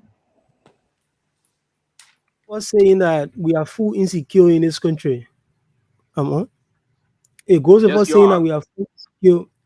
We are full insecure in Liberia. And the reason why we are full insecure is that successive governments have done very little to try to resolve our problem of food importation, especially the issue of rice. A busy imagination that for over 170 years, we will be a people who will continuously rely on importing food from countries. And some of these countries, even we import food from our desert countries. So why do you think we'll be importing food from somewhere like Egypt? Or we'll be getting food aid from Saudi Arabia when they don't even have the kind of soil that we have? So it all boils down to poor governance. That's what it boils down to. And in order for us to solve this problem, even the exchange rate issue, the exchange rate problem, I heard Daniel talking about he the exchange rate was 185 in your neighborhood. Yep, that's Yeah, what he so said. I saw 178 2-3 days ago. So it's probably not far from the truth, because on Sunday in Broadville area I saw 176, 177, and I saw 178 2-3 days ago. So I think 185 probably is quite close. Our balance of payment issue is one of the major problems that we have. According to statistics, we import more than $200 million worth of rice in this country every year. Why should we be spending that kind of money? And the reason why we spend that kind of money is nothing short of corruption, because it benefits some people who have authority to give out these, how they call it, these concession rights, right? To import these things, to import rice, cement, and petroleum products. It benefits a few group of people to be able to sit and give certain people the rights to do that. And when they give the rights to people, they also go and get shares of the kind of businesses. So it helps them. It's not in their interest to cut off that foreign importation of food. It's not in the interest of people who run our government. Consistently, it has not been the interest of the people who run our governments. So we have to be able to have governments of people who are not self-interested and self-dealing. That the reason why consistently we have the problem. Yesterday, we was talking about a group of people who are ingrates because they benefited from their government for 12 years, and then they were coming after them for money, all that kind of stuff. It all because of the self-serving nature of people who come to power in this country. And that's the reason why some of us are supporting Councillor Gonglo, because he has consistently shown that personal wealth, the acquisition of personal wealth, is not his own cup of tea. Until we can have people in power who sit at the top of our government that are not interested in accumulating personal wealth, the country goes nowhere. That the reason why we have the rice problem, and the rice problem will not go away until we can decide that the small change that people will get when someone imports 1,000 metric tons of rice, the small change and the rents that they will get, the taxes they will receive, when we can decide that they are of less benefit to the society than us having the ability to feed ourselves. The moment we get to that point where we decide that we'll no longer import rice, or we'll only import rice for people who want luxury rice, like somebody who wants to eat a particular brand of rice and they can pay a huge amount of money for it to get it in a kitchen, then we can get to that point. The country makes no progress. So you go up, you come down. The issue that keeping the country down are corruption. You go up, you come down. Every sector of the country is being held down because people who are in power are self-interested. They're only interested in making small money, riding nice cars, building nice houses, and then the rest of us, the thing is fun to see the nice things. Thank you very much, Councillor Lamik Pakol. Let me go to Daniel Sano. Daniel Sano, our next conversation for tonight, which of course I think, again, failure of leadership.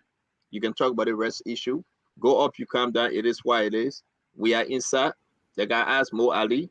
It is important for us to realize that the Liberian people need the minds to be redirected on the issue. Let's talk about, we didn't get to this yesterday, the National Transport Authority, a lawsuit, but I'm not interested in this one because it's saying they should go after them. I want to talk about this thing, which will be very, very interesting. Set the record straight for us, our Unity Party friends.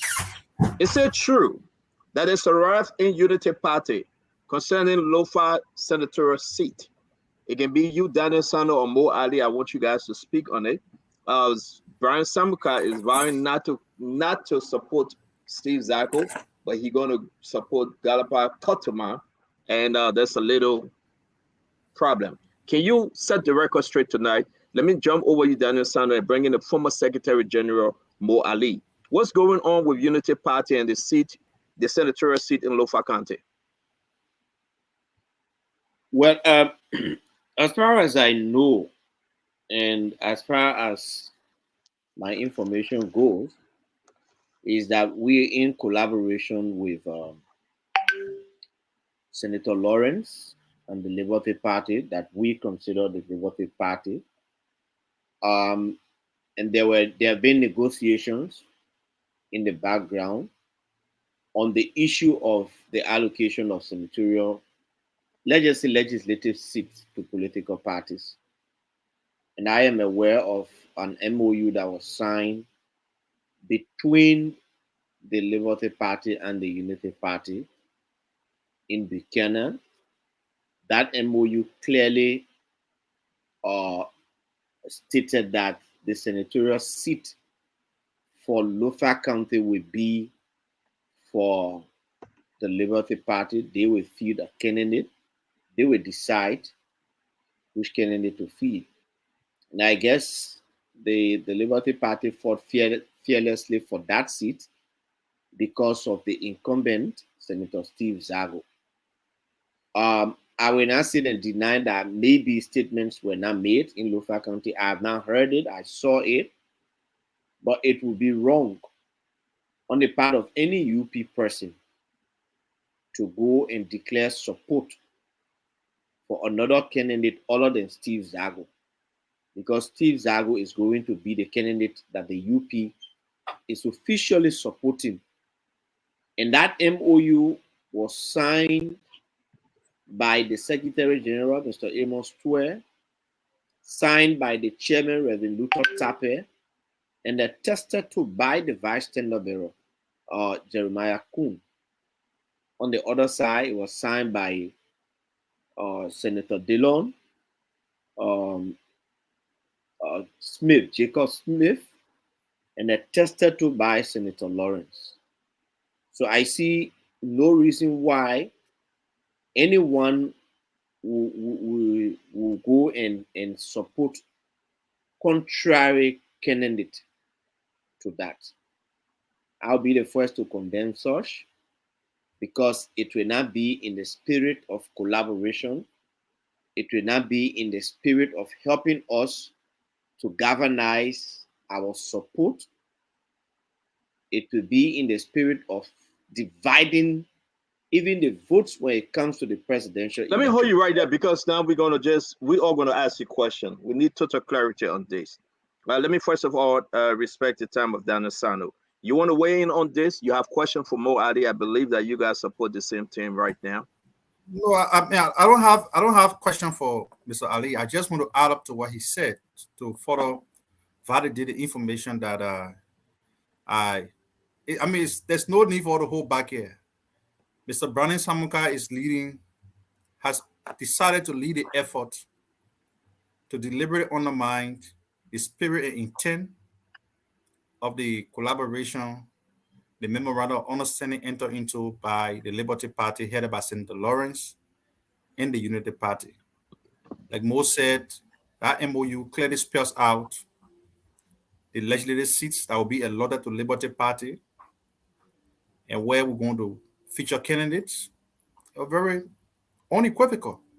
And Lofa, Senator Zago being the former chairman of the Liberty Party, we were very unbending in requesting that he be endorsed by the Unity Party by allowing him to contest as a candidate.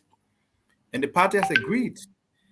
The Chairman Zago has reached out to us in the room, and for the last couple of weeks, he's been complaining. First, he complained that Kotima is using the assigned pickup from the Unity Party to Lofa to go across the county and create wrong impression. And then it was also followed up by an appearance on the radio station in Zozo by Mr. Brandon Samuka, who said that the candidate of the Unity Party is Mr. Kotima. We take this very seriously, and the leadership of the party, we don't want to discuss it on the radio because the political leader has taken charge of the matter, and she says she's going to reach out to the standard bearer of the Unity Party. So, all right. So let me hold you there. Let me ask from the other camera. I hope let's just respect each other. We're about to share the MOU that was done from Unity Party and Liberty Party collaboration. Let me bring in first Gibson. Talk to us. What are you hearing here? This is getting interesting.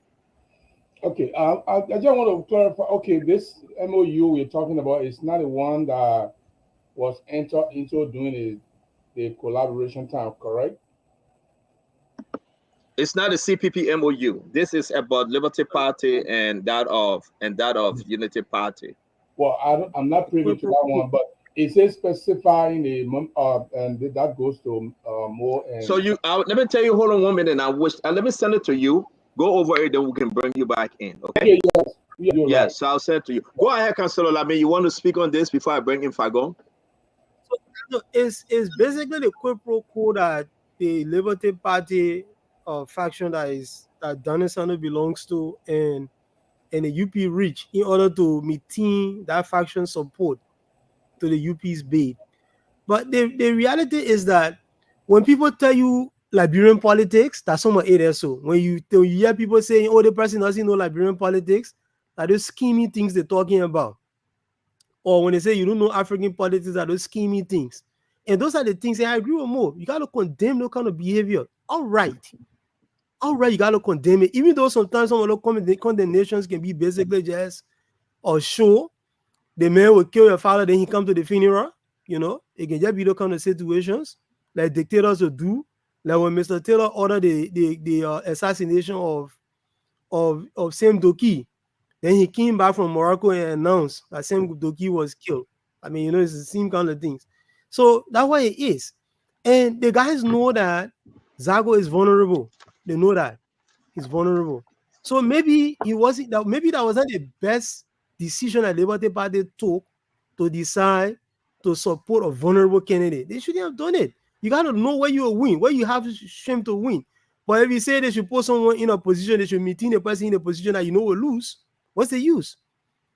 Every election in this country, the people who are in the legislature, 90% or even 99% of them lose their seats. So I don't understand what they were thinking when they decided that they got to protect somebody who is likely going to lose.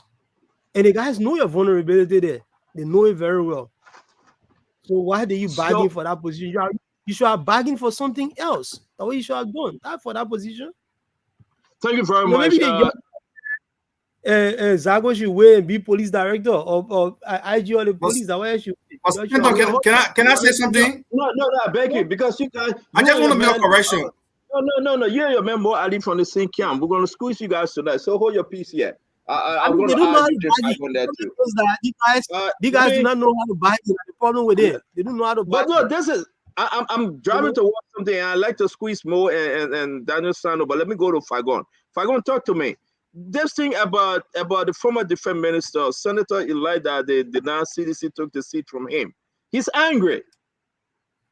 And I can call him because that's my friend. He picked up my phone call every second of the way. But he's angry. Was it part of the deal to give that seat back to Steve Zago? Or did it? With all due respect, I don't think. Mo Ali, no. Fagon is a panelist. No, Mo Ali, don't do that. Tomorrow, when you moderate the show, you can decide what you want to do. Honorable Fagon, please, can you talk to us? Did they just kick him up and make him to be like a stepchild? I'm sorry, Mo Ali. It is quite this tonight. But I should not go. They should come. I don't understand. Mo wants me to have opinion on every other thing in the world, but not on this one. But Mo, I know you tell her to my opinion. If he asking you what I Samuka, that's my opinion. I will give my opinion. No, man, let the man give an opinion back. I don't speak. Yeah. I don't speak for the JMB campaign. I'm not a spokesperson. But the question is opinionated. That is, what is your opinion on this matter? That, we have a situation like this in Lofa. My response is very simple. Liberians, the world over, everyone says politics is interest. And interest can be defined in the party context, or in the personal context, or in the collective context of the ideology, the platform, or what have you. Maybe the party has interest in maintaining the alliance for which they want to carry Zago as a part of the alliance. And Mr. Samuka owing to the support that Kotima gave him and the individual agreement between him and Kotima.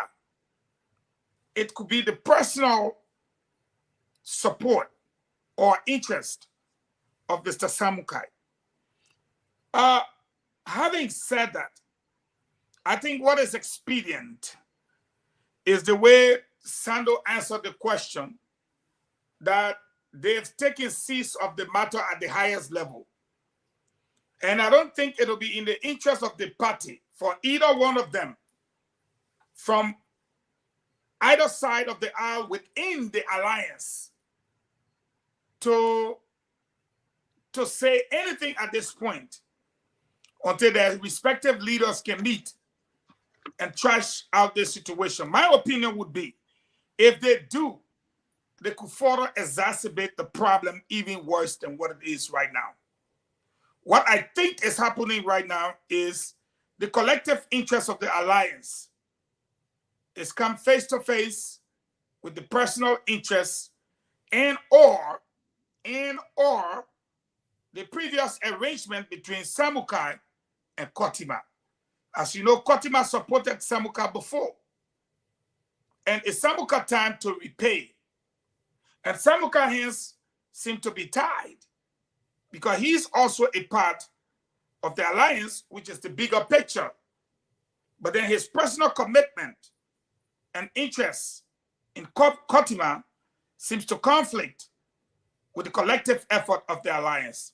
So I would advise my compatriots, because we support, all of us support somehow the change, and to, I think, say that they don't want to comment until the issue is looked at within the alliance, rather than to give to Councillor Kpagoy and the hungry-looking Gibson Jeru, who is now poised to pounce on anything that will look like an error from them within the alliance. But for now, I think there is conflict of interest, whether it be personal or it be collective. There is a conflict of interest here. Eugene, talk that Thank away. you very much. I beg you,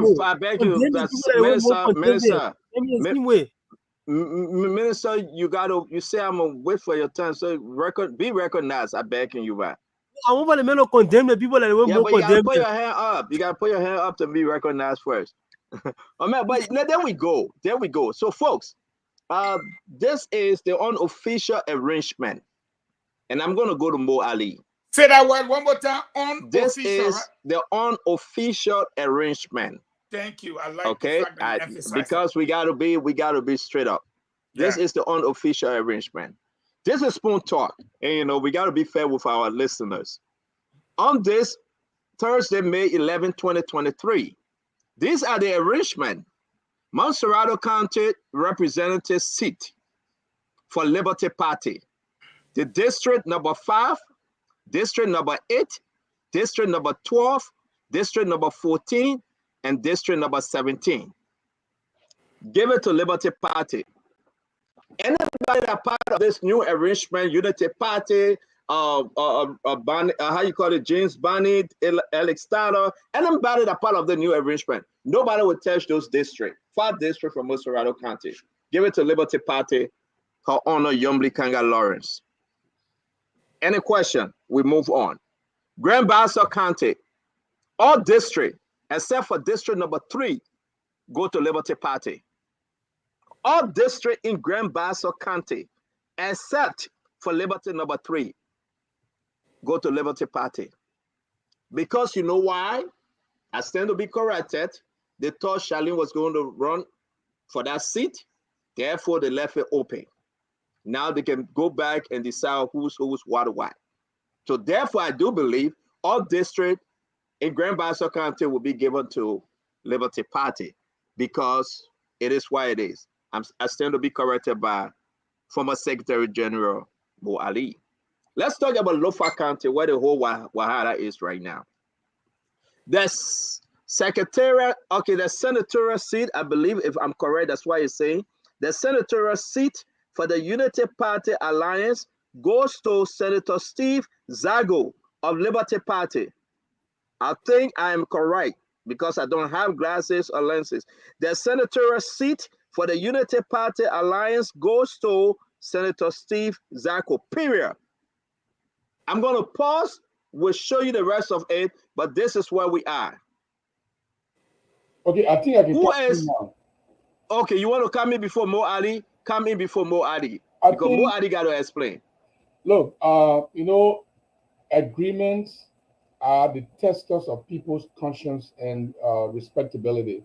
So I think this agreement spells out that Steve Zacko should be the one that will contest in there. I think Unity Party and all its followers should see to it that Steve Zacko is the candidate.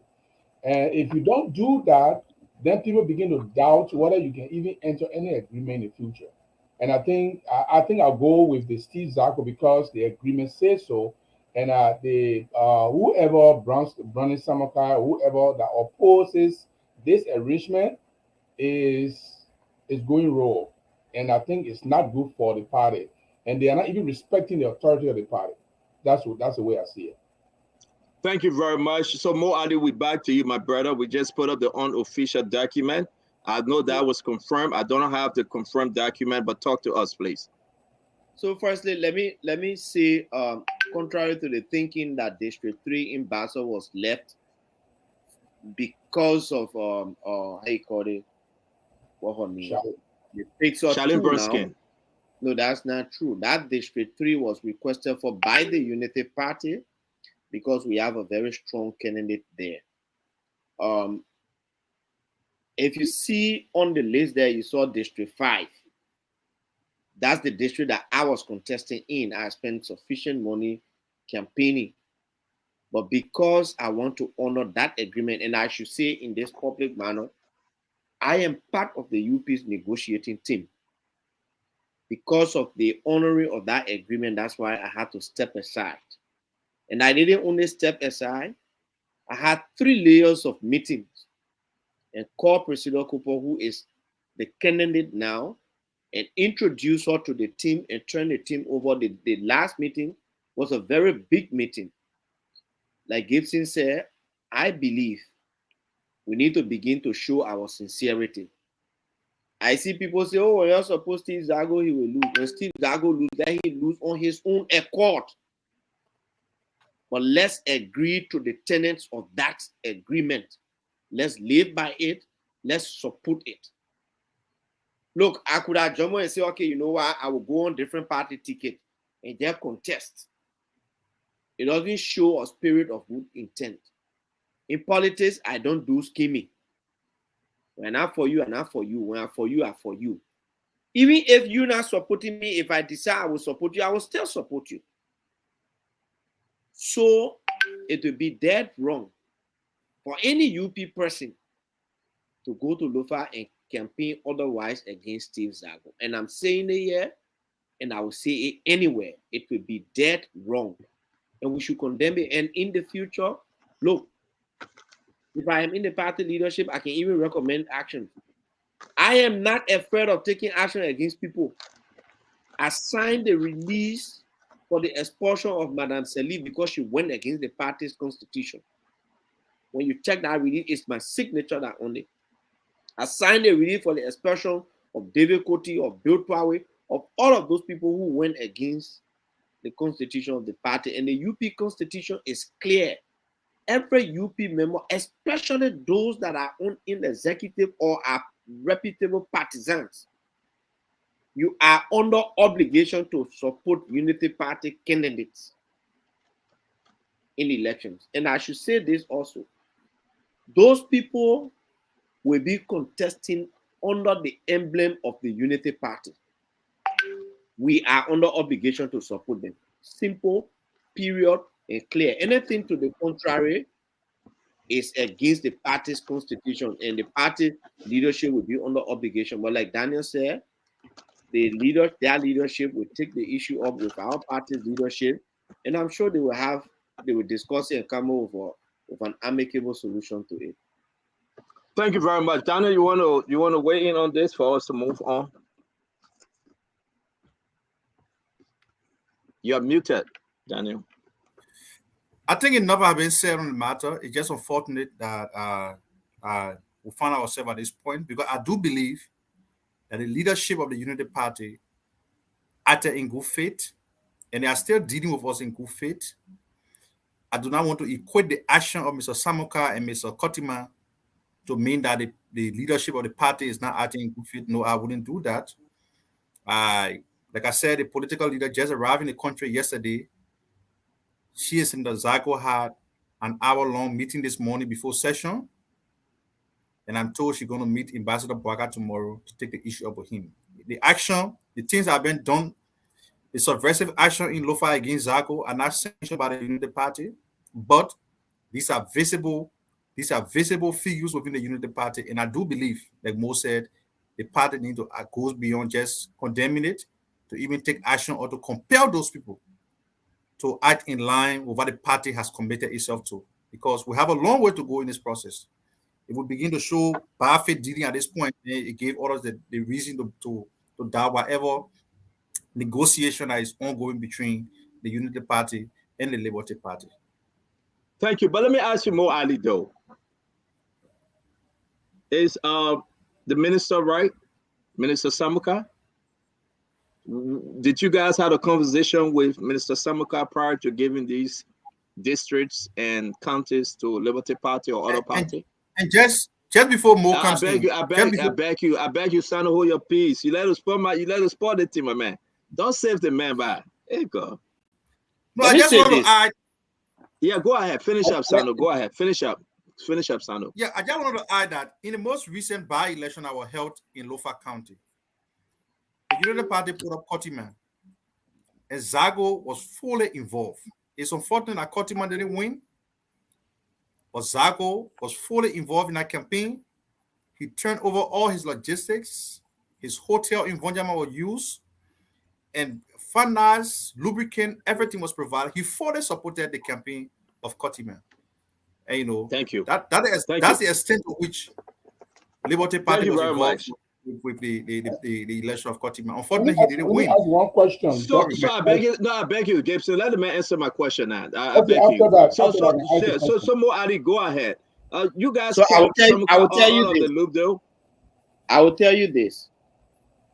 When we went to a convention in Banga in July of last year, the partisans elected leadership of the party. And when it comes to negotiations on behalf of the party, the leadership that was entrusted with power were given the power also to negotiate. And that power is also vested in them by the Constitution. So they do not consult with everybody. Besides that, these consultations were made, negotiations made in the spirit of the collaboration, because we have one goal, and our goal is to ensure that we kick Mr. Weah out of power. So if they were going to be consulting every single person, my man, you're not answering the question, but stop by. No, you can't do that to us. And I want to bring Gibson and Councilor to pay attention. You try to bypass the question here. Samuka ran for the seat. He won. Samuka, he's just not anybody. He's just not. You agree with me, Gibson? For Samuka to get vexed today, you cannot tell me that we don't have to reach out to anybody. I'm not telling you what you want to hear. No, it's not what I want to hear. That's not what he's saying either. No, that's not my boy saying either. No, don't sing the comeback. Answer the question. Did you guys reach out to Samuka? That's my question. A negotiation team was set up by the party.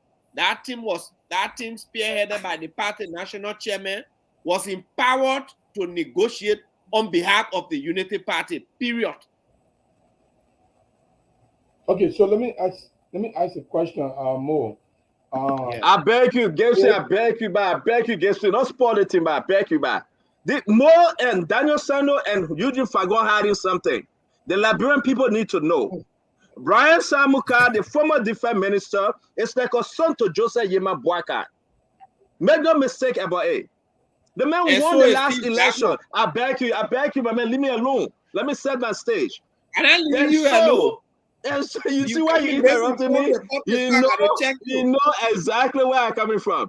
All right, and you see the reason why Daniel Samuel changed his tone, because somebody now reached out to him. He changed his tone quick and said, "Our political leader, Jerry Raff, in the country, they will be meeting tomorrow." My man, let me just set this straight. There's a reason Nobody why. has reached out to me. It is not Yeah. true. Question was It is going not to true. reinforce your question. It is not true. Thank you. Go ahead, Gibson. Go ahead, Gibson. They got something here. If the agreement was reached and Samuka is clamoring that a Unity Party person should go, has the party reached out to him and said, Samuka, you need to stop. We need to abide by the agreement. Have they been definitive about that to him? So my point is, So you're forced to I have try. not- You're forced to try it tonight. I have not heard this statement. I only read in newspaper, so that was why I made a disclaimer from the beginning. I have not heard Samuka made a statement. I'm hearing through rumors. But I am also saying we are under obligation to support and uphold the State control MOU. pit. That pit It's state as control. simple as So you that. know what's up. So Yeah, you're not talking plenty. Yeah, you know you laughing. Yeah, My man, no, yeah, let me serious, right? I can let it serious for the Liberian people. I'm coming to you, Councilor. Let me let it serious for the Liberian people. No, Samuka is mad. Samuka is mad because Kotuma supported Samuka effort. Samuka supported Kotuma effort, and Kotuma, and he didn't win the election. We know that's a history now. Steve Zago from Liberty Party.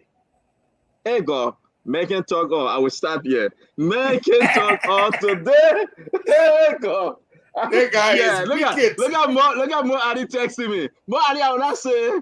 Text me. Go ahead. I will not say Mo. Mo, I will not say Mo. Mo. No.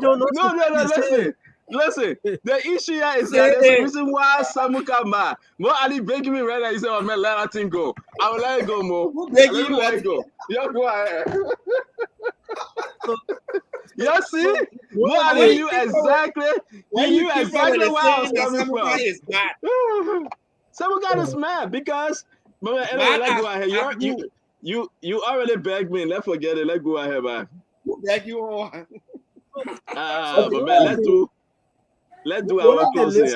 I wanted like 30 seconds to respond to something that Fagon said. This is a public. I mean, do your closing. You have that 30 seconds. But Okay, if I produce it, I beg you, in honorable. the meantime, I'll request you for those things we talked about.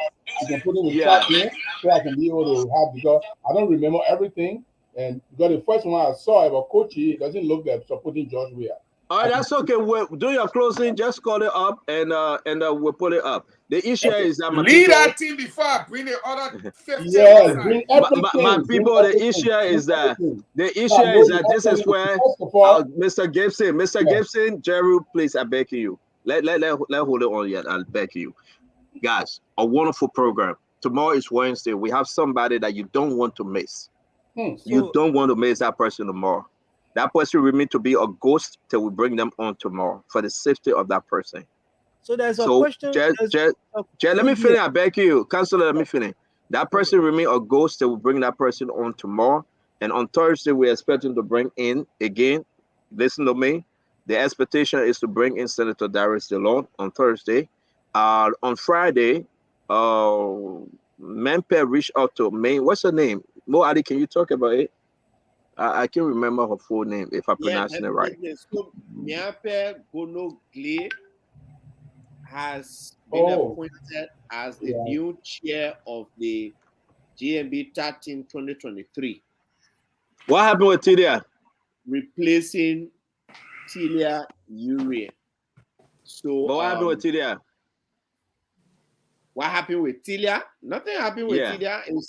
It's the leadership decided Mempe Gono will do well. We congratulated Tilia and appreciated the enormous effort she brought to the third team, the transformation she made, and the executive just thought that Mempe Gono should continue from where Tilia stopped, and that Tilia take on other roles in the JMB campaign. Okay. All right, so that's it, folks. And on Thursday we have Mepe Gono. But again, it's very interesting that you don't want to miss tomorrow's show. We have that guest that will be coming from the grave. The person coming to speak to you about national issue. It's very important that you join us. We also want to just remind you, don't forget, Fagon going to start his show on Monday. Fagon have obtained a 2-hour slot on Spoon Network. He will be on all the network, Super, Spoon, and Fabric, and all those other networks that relate our program from 3 p.m. Liberian time to 5 p.m. Liberian time. And over here will be from 11 a.m. to 1 p.m. American Eastern time. We want to say you can join Fagon. Fagon is not leaving the Spoon Talk. He will be back here on the Spoon Talk. Every day he makes Spoon Talk, you have a technical issue not to go on. Fagon paying for his hours. We want to say, listen, guys, I'm so happy. And we want to see Can change you in announce that Liberia. I'm still taking names? Yeah, Fagon's still trying to figure out the name of his show. He gave you up to Friday. He got some names, but he's trying to compare them. If you have suggestion for Fagon's show, he's trying to figure out that name. Again, it will be a powerful afternoon lunch program. Folks begin to call him. I'm hearing Jeremiah Kuhn. I'm hearing all the top individual, Yumbly Kanga Lawrence.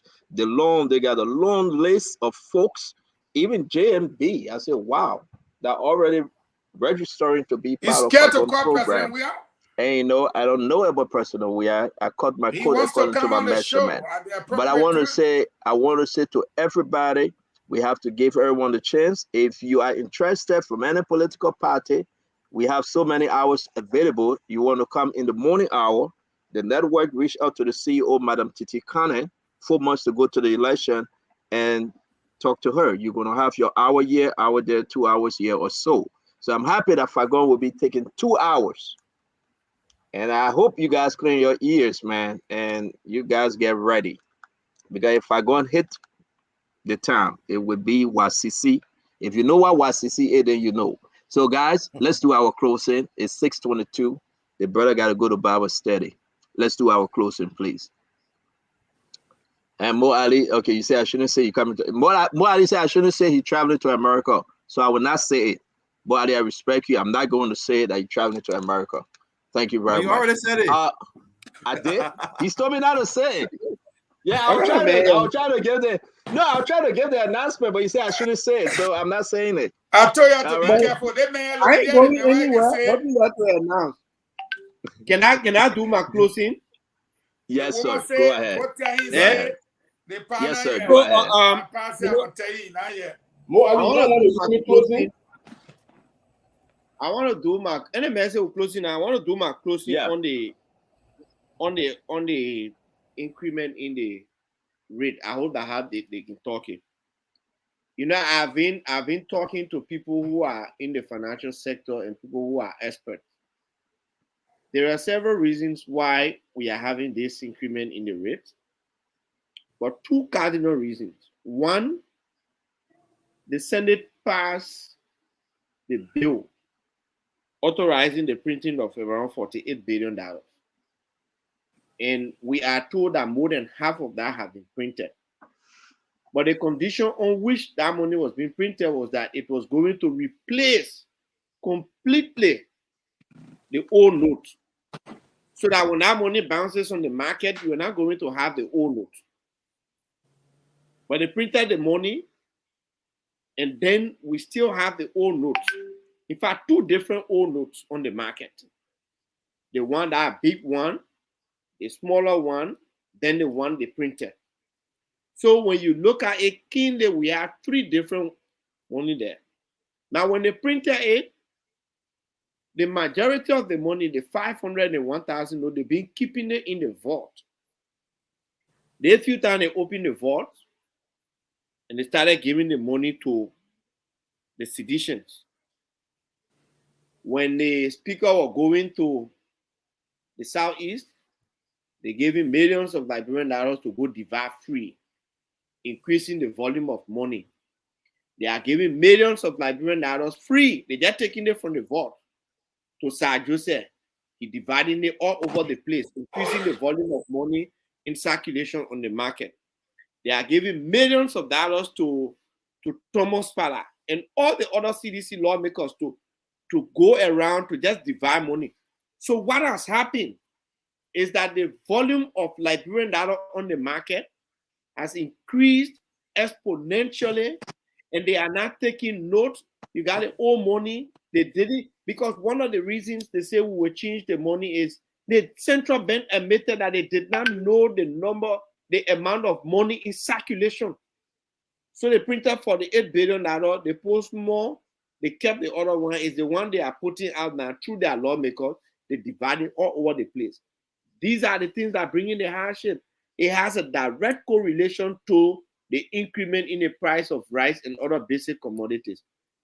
Liberians, when you want to know why the rate increasing and things are getting high, that is there. So when they bring in free money to you, just know that free money, they took it straight from the bank. It didn't go through the monetary policy or the fiscal policy or whatever the finance people want to call it. They just take it and bring it to you. You think they're doing good. They're not doing good. They're plunging you into poverty. They're making prices high. The US rate going all high and rice price, everything. They give you plenty, you get back small goods. Thank you. Let me come in. I want to say thank you, guys. I have to leave. Please, let me just do my closing. Then I can excuse you guys if I don't. You said we are saying you'll be wanting president today.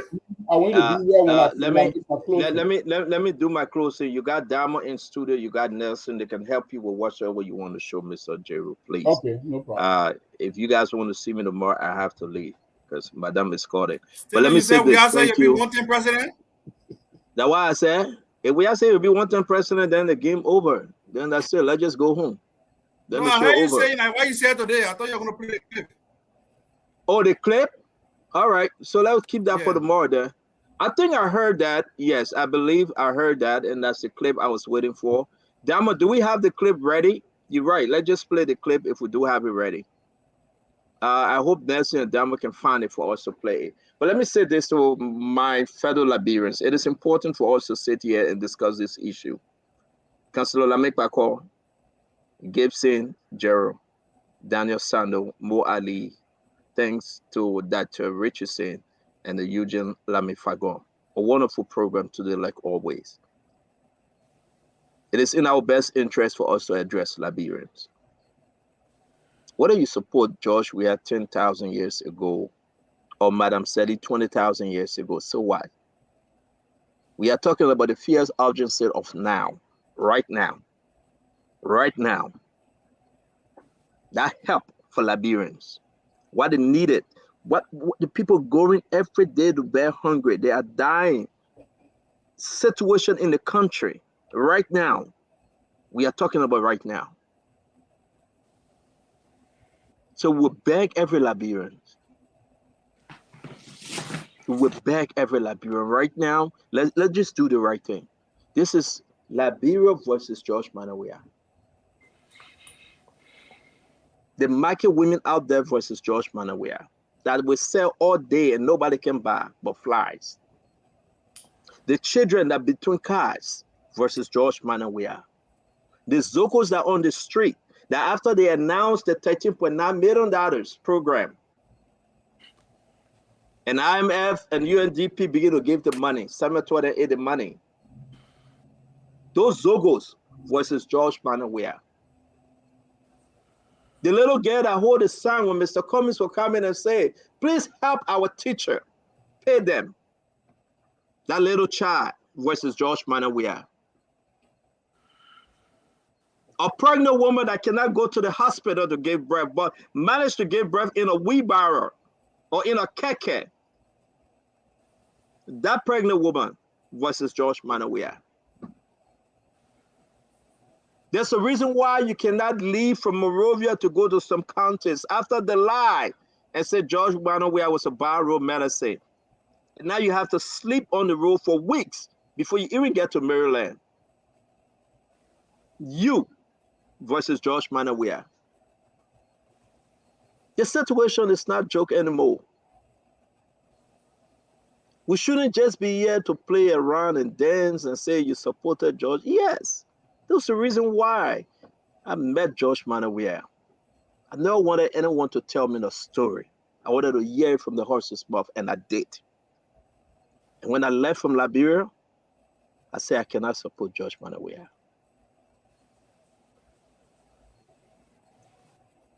Let's face it, folks. Corruption this high in the country.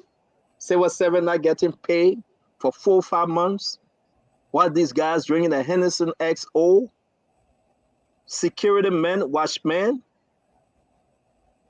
Hey, man. You blame our young girls then for giving the bodies out because nothing. Those are the people that you go put them aside and put George Manawia picture and his false hope for change or change for hope. He knows no leadership. Nothing. Give President Weah 4 more years, you will see the worst. You won't see anything better. So to our fellow Liberians, it is important for us all to recalibrate our mind, to think that giving President Weah 6 years, go back to give 6 years to Samuel Twe, is digging a 6 feet under where you will find yourself. It is important for us to think on those things. We beg you, think twice. There's another beautiful day for you after this 4 months or 6 months or 7 months. Beautiful day ahead, but very decent Liberia is coming back. Where you will stay and walk on the street, where there will be lights all over, where you will enjoy the beauty of the evening, and you're going to bed like chicken. 5 o'clock, you're going to bed. Hey man, those days that we sit down in front of the Fula shop and play our marble and play checker and eat our bread and egg and drink our soft drink and go to the video club. Those days that you're walking through Noir Panton, Sagon, you're not afraid of anything. But I dare you, you can do it now. Because they say, you know what? This person died, that person died. Mysterious death is all over. Like they say, extrajudicial killing. So people have to go to bed. Self-imposed curfew. Those are the folks that versus President George Manawia. I will rest with this and I will say this to you. Vote. Don't sell your vote. Whether they gave you $10, don't take it. If you take it, you eat it, you go vote, you alone in the booth. You alone right there. Nobody can change it for you. Our country is bleeding. Our country needs help. The whole world decided to help Liberia. George Manawia took 48 days and said, we don't need your help. I'm going to sleep. I'm going to be out of the country. He promised cake plane. We saw only the cake. He promised job. Now one they have created. They promised harmonization, but they enjoy themselves and they continue to steal the Liberian people money. May God bless you. May God keep you.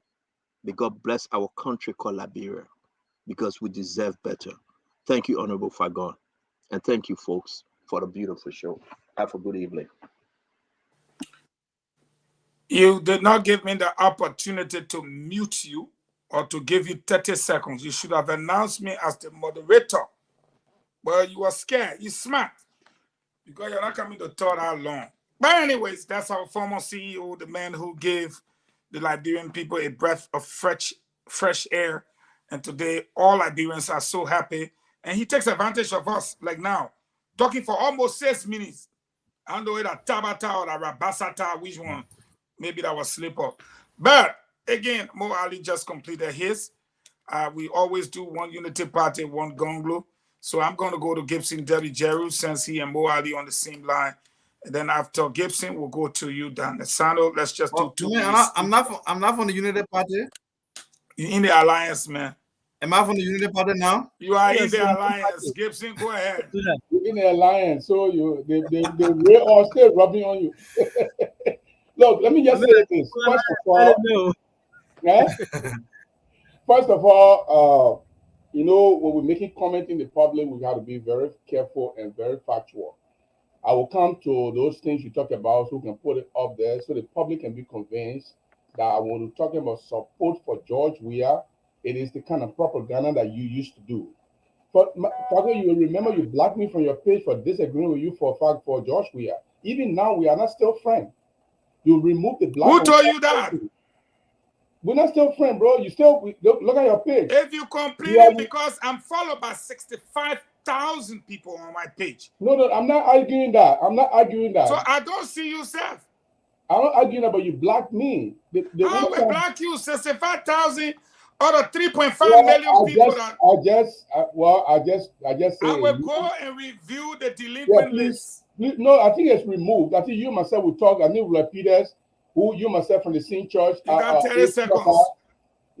What? Now your time you using so. But you interfering, so you eating my time. You make it play. So when we talk about support for someone, it has to be understood, a propaganda kind that are making justification for government, making justification for George Weah, making justification for.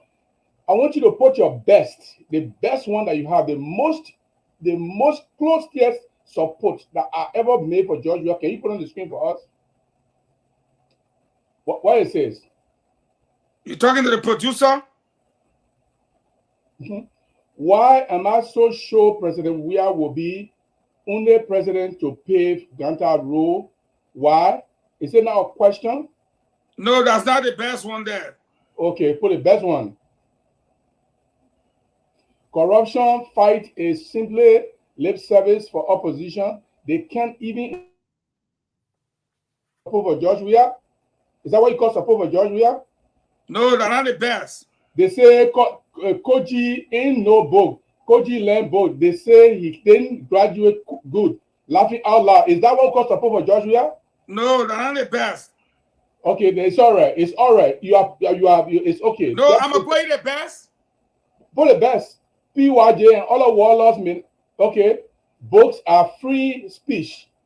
No, that's not the best. That is small one. I told you. That support for George Weah there? No. I'm gonna put the best. I say George Weah is the only developmental person. George Weah is the only person.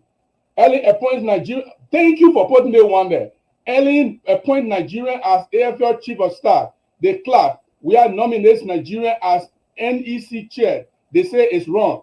Take it from there. Let me tell you. Let me give you one good classic example. You see, Lamin here. Lamin and myself, we disagree on that particular issue. Lamin believe that it was totally wrong for this man to forge document. I believe the Supreme Court did not investigate properly and they allowed the man to pass and gave him license to practice. That's what Lamin and myself disagree on. I am trying to remind people that when this thing happened, you don't clap for A, and when the other thing happened, then you jeer at A. That's not support for George Weah, bro. I'm just being realistic. If I bring your own now, you will see why George Weah is the best. George Weah is the one who will develop our country. You will see all of those things. Let me read one to you and see if you're familiar with it. Yeah, no, put it on the screen. February 12, 2020. Liberian opposition wants to remove President Weah over gas crisis, like stupid Democrats wanted to remove Trump over the sea. And laugh out loud. So what is that you? What's it about? Is that you over there insulting Liberian? What is it about? Tell me how is it support? No. You claiming that over the gas crisis that everyone were angry about, including yourself. But you said they want to remove President Weah over gas crisis, like stupid Democrats. Fagon, we have to wrap up the goal. What are we up to? Yeah, the people got to go. You like that one, eh? Let me say something. Many times I speaking in soprano now. I just 1 of 50. That forget it. You got okay, I will forget it. 30 seconds. Let me just say this to you. When my problem with opposition, even Darrell Dillon, I disagree with him many times because of the way they speak. Now Darrell Dillon is doing very well. I disagree with Costa the way Costa speak. Now Costa is getting worse. I disagree with Yeke Kolba the way Yeke Kolba behave. I even call him a rebel. When we want to be opposition lead, when we want to be leaders in opposition, we have to show the character. We have to show the character, and that's my problem. And that is why when we are speaking, If we make mistake, we apologize, yes, but we have to be very careful how we speak because we are the next leader. I think Lamin just said it a couple of time ago. He said, if we are, and I think that somebody else said we are tomorrow's leader. We are supposed to be leader in the next if we become leaders in government. So we have to be careful. But let me say what I want to say, and then we'll move on. Look, the issue of Joshua inability to manage the economy of the country, it speaks volume. And I can say I've been to Moravia, and I'm going to Moravia anytime very soon. I know exactly how people are suffering. Look, if people are calling from Moravia, they don't call these days for you to send money for them to buy things for them to build their house. They call you, they asking for a bag of rice. They asking for food. They want to buy food. When you see people asking for money to buy food, it means the situation is very desperate. Those days, people used to call their family member in America and say, "Oh, I want to build my one house. So please send me money. Let me buy 3 bundles of zinc." Then now nobody asks for zinc. People ask for food. That's how bad the economy is. And I think the only way this thing will be solved is to remove the man who does not know how to make anything better. He doesn't know how to make anything better. He flung in his own area of expertise, soccer. He flung in it. He didn't able to develop. He has not been able to develop soccer in his own area of expertise. So I'm not surprised if the man blunder. 30 seconds. Thank you very much. I don't even want 30 seconds. I'm all right. I'm good. Daniel Sando, the man sweating you. Who's sweating? Thank you, Eugene. And I think sufficient has been said already. But let me just add up to what Mo and the CEO said. The country is at a major crossroad. At this point, we cannot encourage any group of Liberians to even make noise, to protest, to do anything. No more talking in this country again. All we can encourage our people to do is to wait for that fateful morning of October 10 and exercise your democratic franchise to usher in a government that will restore dignity to our country as it used to be, the oldest independent African republic on the continent, respected once among the community of nations. Today, we have been looked upon. Our president goes to attend the inauguration of a sister country, Nigeria. They put him on the billboard. They don't mention that he's president of Africa. We led the independence struggle for many African countries around here. The history is clear. But today, Liberia has become a laughing stock in the international community. In 2019, I was leaving the United States to come to Liberia, and we were waiting for the connecting flight in Brussels. And we won a program, the Liberian flag, and people started asking where we're from. We said Liberia, and they said, oh, 16 billion. The country was 16 billion can be accounted for. They begin to mock at us on the international airport. So that's how low George Weah had diminished the prestige of this country. So at this point, I'm not cherry picking who supported George Weah. The people who supported George Weah committed no wrong. They were of the assumption that he would have done better. I'm not happy that he has deliberately failed the country. His presidency was a catastrophe to our country.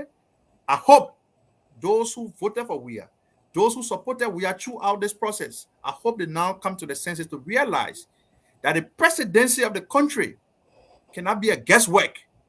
You have to read properly, study the profile, the experience, the track record of those we want to elect to the presidency. Because, there's no time. The life expectancy on our side of the world is very low. You can die anytime when you pass 40 in Liberia. So to have a president who leverages 6 years of your life playing football, womanizing, and drinking exotic alcohol, it is so disturbing. Please mute yourself. When the schools in the country, the hospitals, the roads are dilapidated. Look at the Southeastern region. It's cut off when millions of dollars cannot be accounted for. So we are going to hold our peace. Gradually, we're now counting days. We came 6 years along the way. They thought 6 years for eternity. We're now counting days to the election. So we encourage every Liberian, no matter how disappointed you are, Just hold your peace. You have that right. Judge where the mistake you made in 2017.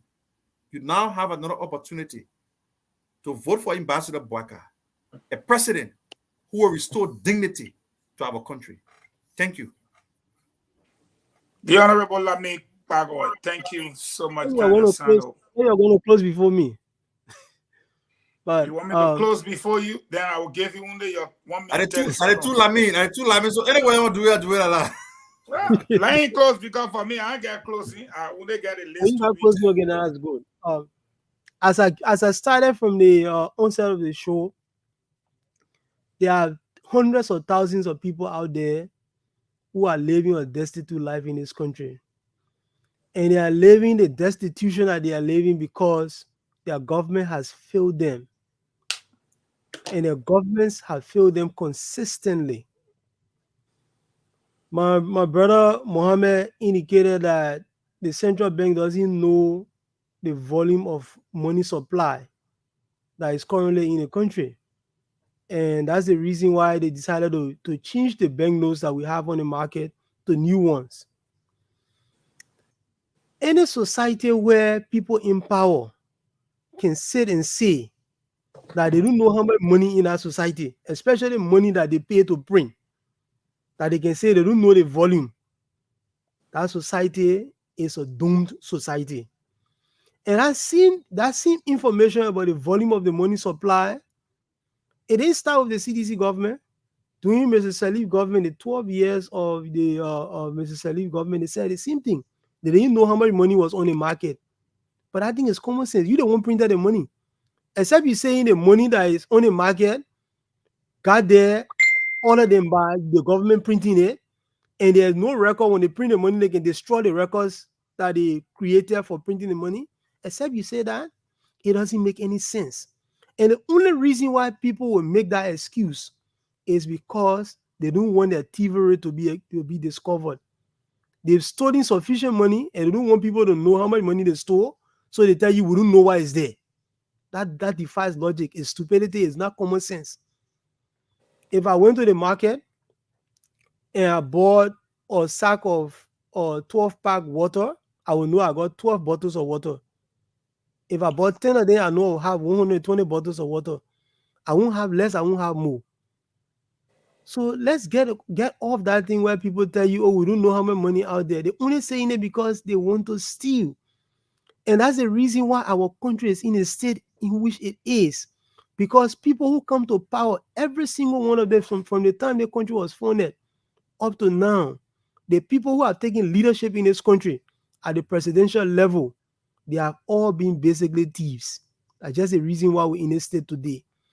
And the people who surround them are people who are interested in getting ill-gotten wealth. They don't want to work for what they have, so they create all the little schemes where the money that the rent-seeking state.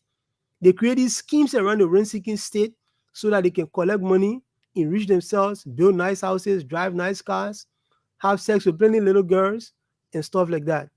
We have to put a stop to that behavior. 1 more minute. Stop to that behavior, and we have an opportunity on October 10th to put the only person running for president who has shown consistently that he's not interested in ill-gotten wealth, and that person is Councillor Gonglo. The poor masses out there listening to me tonight, when you go to bed, when your stomach's growling right now, think about the people who put you in a state of poverty and hunger. The people who right now, they are probably partying, they are probably sending to some of these fast food places around to get the best meal. They don't know what is hunger for them. For you right now, you're laying out there, you can't even sleep. For some of us, we hungry before. When you're hungry, you can't sleep. So some people listening to the radio, they can't sleep tonight because their stomachs are growling. And I don't know who said on the platform tonight that when it comes to food business, nobody got to campaign to you about it because the reality is in your stomach, it's in your life. We have one person who's shown consistently that corruption is not his portion. He's shown consistently that he's not interested in ill-gotten wealth. And if we have to move this country forward, we have to put somebody like that. Thank you, Lamin. Government. Thank you very much. Thank you, Lamin. I don't know. Dama, are you there? Please come forward. We had a letter ever since this morning. We've been trying to make sure that this letter actually came from one Adonai. I don't know which one of you guys know Mr. Greaves. Adonai Zed Greaves. I know him. Today he resigned. He was one assistant superintendent for Basel under the Ellen government. Okay, but here on this letter it says he's resigning as of June 13. He resigned, as you can see the letter. And the foreign ministry have not announced it. So tomorrow we'll make frantic effort to contact them, because you see that's the way things happen. You don't want to tell the people when the people talk, then you say they're getting false news and this and this. Here is the letter right here. Time received and everything. Who received it? Joseph Horry. It's there. So we're hearing that most of these guys are resigning from the government. I also sent a picture from the Executive Mansion website to the producer, so you can see the gap in the back of the football field, like I said. If you can put that picture up, there it is. This is from the Executive Mansion website. This, you can see the Executive Mansion logo on there. You can even see the picture above. So go to the Executive Mansion. You can even see the one below. Look at the crowd that 40 senators carried today. They were only right before the stage. This was part of the reason people in the Weah administration did not like me. This is right before the stage. You can see the people with a camera stick if you're smart. Is this representative of 40 legislators? No. I beg to differ. So therefore, what I want to read to the Liberian people is the last one I sent, the list. The list is black. Please put that one up. Just to comment on a few. You reduce it. You reduce it so we can. You cut it right in the center, though. I sent you the whole thing as it was. How could you cut it into a little bit?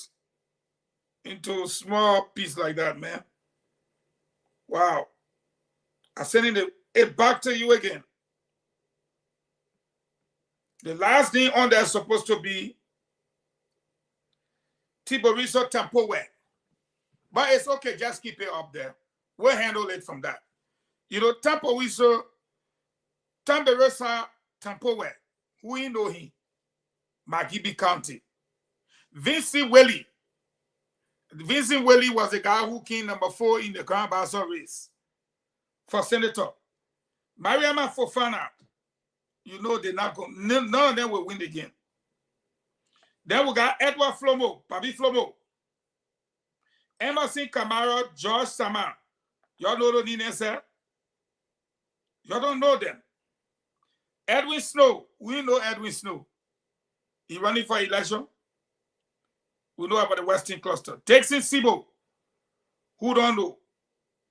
He supports your way. I've been saying it ever since. Francis Young, Protem Abbott Chair, who don't know? Marshall Dennis, Grand Leader. Zoe Pennon, Grand Leader 2005, 2011, 2017. Maurice Setuma, I can say Maurice Setuma from the United Party, Ellen Sa. Like Besson guy, let's know that all the people, Ellen Sa. But Setuma, even Ellen know that chicken in the Dewan district, Setuma cannot win. He had 2 stuff. Emmanuel Nukwe, Numene Patikwa, Augustine Chie. Just imagine, man. Why waste our time? Look at the small group of people that the Executive Mansion website put up. With that said, the only thing I can say in my closing, if I was there more, they would not like me. Because I'm standing in front of George where I say, all the people here fooling you. They rush, all the things are rush thing. That fought it, I will talk. And so they didn't like me. And so I did not care. I just say the truth. It's CDC. They had a reunion today. And the reunion was not setting because nothing happened there. But I want to thank all of you for coming on board. Mo Ali, Daniel Sando, Councilor Lamik Pagoy. I want to thank you, Gibson Jeru, and I want to thank the former CEO and to our moderator, Ms. Francine Chino Richardson. But one of the person that is the most critical person of our show, one Juniors, Glendy Juniors, the daughter of Juniors Bioga. I'm sure Gibson know that papi. That papi was a tough lawmaker. And because he was tough, he said he used to move. He collected all his dollars and sent it to America. I live opposite there on the boulevard. And I'm sure she might have a get-together. If you're somewhere in the Maryland area, track her down. She can't escape. But she's one of our fiercest critics. Yet we love her to death. Happy birthday, Juniors, Glendy. And may you get some tonight. You know what I mean when the Americans say, may you get some tonight. So we'd like to say thank you to everyone and good night. It's a pleasure having you all. Good night and happy birthday to Glendy. Nelson Colette, thank you and take us home. Okay. Well, folks, we want to say thanks a lot to you out there for being a part of the program tonight, Spoon Talk. Thanks to all of you who made their contributions in the comment section. Thanks to those of you listening to your radio.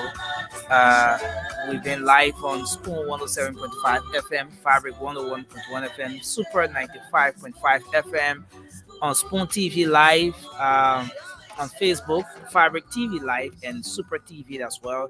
I want to say thanks to all of you for making up time for the program Spoon Talk tonight. The invitation is yours to join us tomorrow, same time, for another great edition of the program. Until that time, have for yourselves a good night. And Nelson Colette, bye-bye. Just to spoon you and no. If the children crying for starvation, just to spoon. You want to get a news update, my brother, to spoon. You want to know what is happening, Moravia, to spoon.